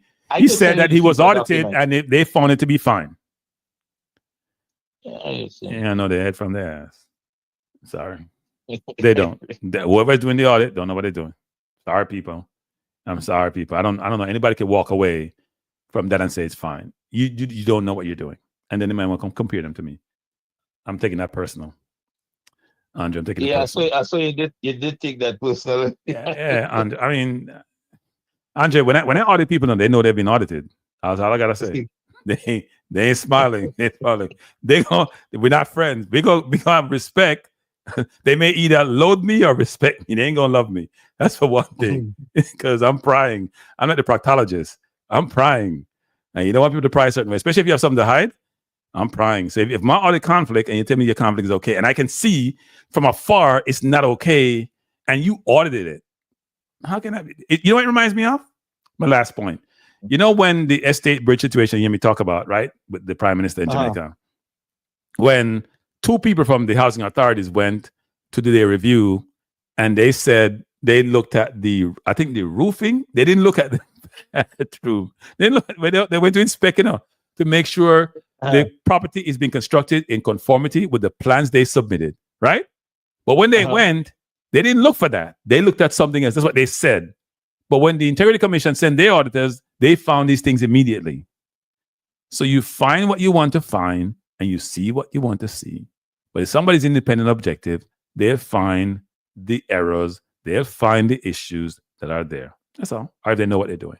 That's all. Yeah, and I think from the football perspective, it's very easy. Like, for example, you know how you like to see the game. So when you see something that doesn't look like that, it's very easy to critique it. Right. and have an opinion about it. But there's an objective way to do it as well, right? And I think that's the one that is very valuable because it's going to be difficult. It's going to be difficult for people to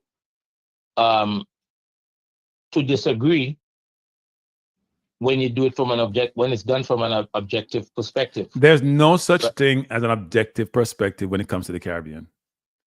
If you're not on their side, you're not objective. It's like Trump. I'm always using this analogy, people. If you're not in Trump's corner, you're not objective. You're a problem. You're doing it because of some kind of spite. So if you're not going to be in a conformity with what they're saying, it's not okay. That's what I've seen. That's what I'm hearing. Well, that's how it works. Well, that's a problem because so that's why I shouldn't watch these games. First of all, I don't like to critique kids. No, you got to watch the If games. I watch it, I come on this channel and start calling things out. You guys can say I'm hating on the kids, especially people like Paul Edwards and football. They say hating on the kids. So I can critique grown-ups because they can take criticism. I don't want to critique kids. First, I'm not. I'm not trying to. You're not trying to. Huh? You're not critiquing kids. You're critiquing football. Well, no. Some people take it personal. No. There's no such thing as critiquing football when it comes to Jamaica. You're critiquing the kids, and you're being a hater, as Paul Edwards likes to say. Well, I think Andre, because in the Caribbean we play too slow because we take too many touches. Yes. Yeah, that's what I saw. We take a lot of touches, 5-6 touches. The intent is to run with it before we try to do something with it because we've been told that we're athletic and that's our asset. Yeah, I agree with that, Devon. Cranky. Yes. Appreciate you, my brother. Same here, sir. Have a wonderful night. You do the same. All right. Thanks for the call. All right. All right, everyone. I'm signing off. Thanks, Andre. Thanks for calling. It's been an interesting show. I was here for almost 3 hours. I don't know how the time flies like that, especially when you're challenged. But first of all, thanks for being here. Some of you have been here for the entirety of the show. Appreciate you being here. If you haven't hit the like button, please do so. If you haven't subscribed, please do so, especially to my Balanced View channel. I expect the number to go up because some of you are here and probably haven't subscribed. I'll probably do a couple shows this week on Balanced View. I have one plan. It's a long show though, because I'm doing it in a presentation format. It's going to take a while to do it, but it's interesting discussion. Drew Ross, I will not be getting any JFF interviews this year. I think I'm going to be banned for life by the JFF. But before I make decisions, I think about the consequences. So if I come here and talk about things, I have thought about the possibility of not ever getting anyone in JFF to talk to me. And that's their prerogative. I can't complain. I don't want anybody to, right? I can't complain. So it is what it is. But I have a good relationship with some people in the JFF. Obviously, there's some I don't have any relationship with. And the bridge has been burned. And sometimes the bridge needs to be burned because you're speaking truth to power. But anyway, people, thank you for being here. Have a good night. I appreciate you. I'll be back sometime this week. Maybe not for Cranky Live, but definitely for Balanced View. And we'll talk. Peace out.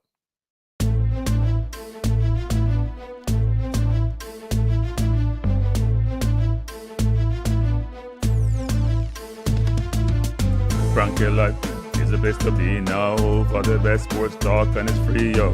Cranky Live will be your guiding light by keeping you informed both day and night. Cranky Live, kill them. Cranky Live, heed them. Cranky Live, want them. Cranky Live. From the courts to the field, we'll never lose because Cranky has the hottest news. With expert analysis, we break it down. Our in-depth coverage is best in town. Cranky Live, kill them. Cranky Live, heed them. Cranky Live, want them. Cranky Live. Cranky Live, where the sports is spicy and where we keep the discussion lively. Cranky Live, get to know the name because Cranky analysis is never lame. Cranky Live, give me my Cranky Live. I want my Cranky Live. Must have my Cranky Live. Whether it's football or track and field, you know Cranky is at the wheel. So join the journey through victory and defeat and subscribe and don't miss a beat of cranky life. Kill them, cranky life. Heed them, cranky life. Want them, cranky life.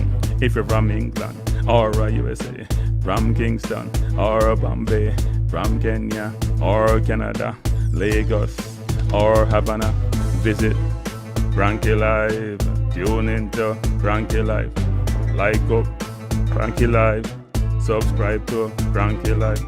Cranky Live coming to you on weekdays. Cranky Live sometimes on Sundays. Pull up a chair and take a seat because Cranky will always bring the heat. Cranky Live. Me say fi tell them Cranky Live.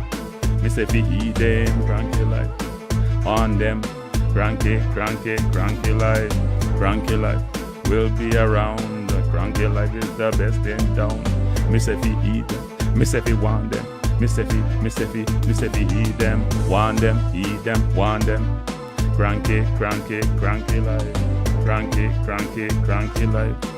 Heed them, want them, heed them, want them. Cranky Live. Cranky Live. Heed them, want them, heed them, want them, heed them, want them. Cranky Live. Cranky Live. Cranky. Heed them, want them, heed them, want them. Heed, want, heed them.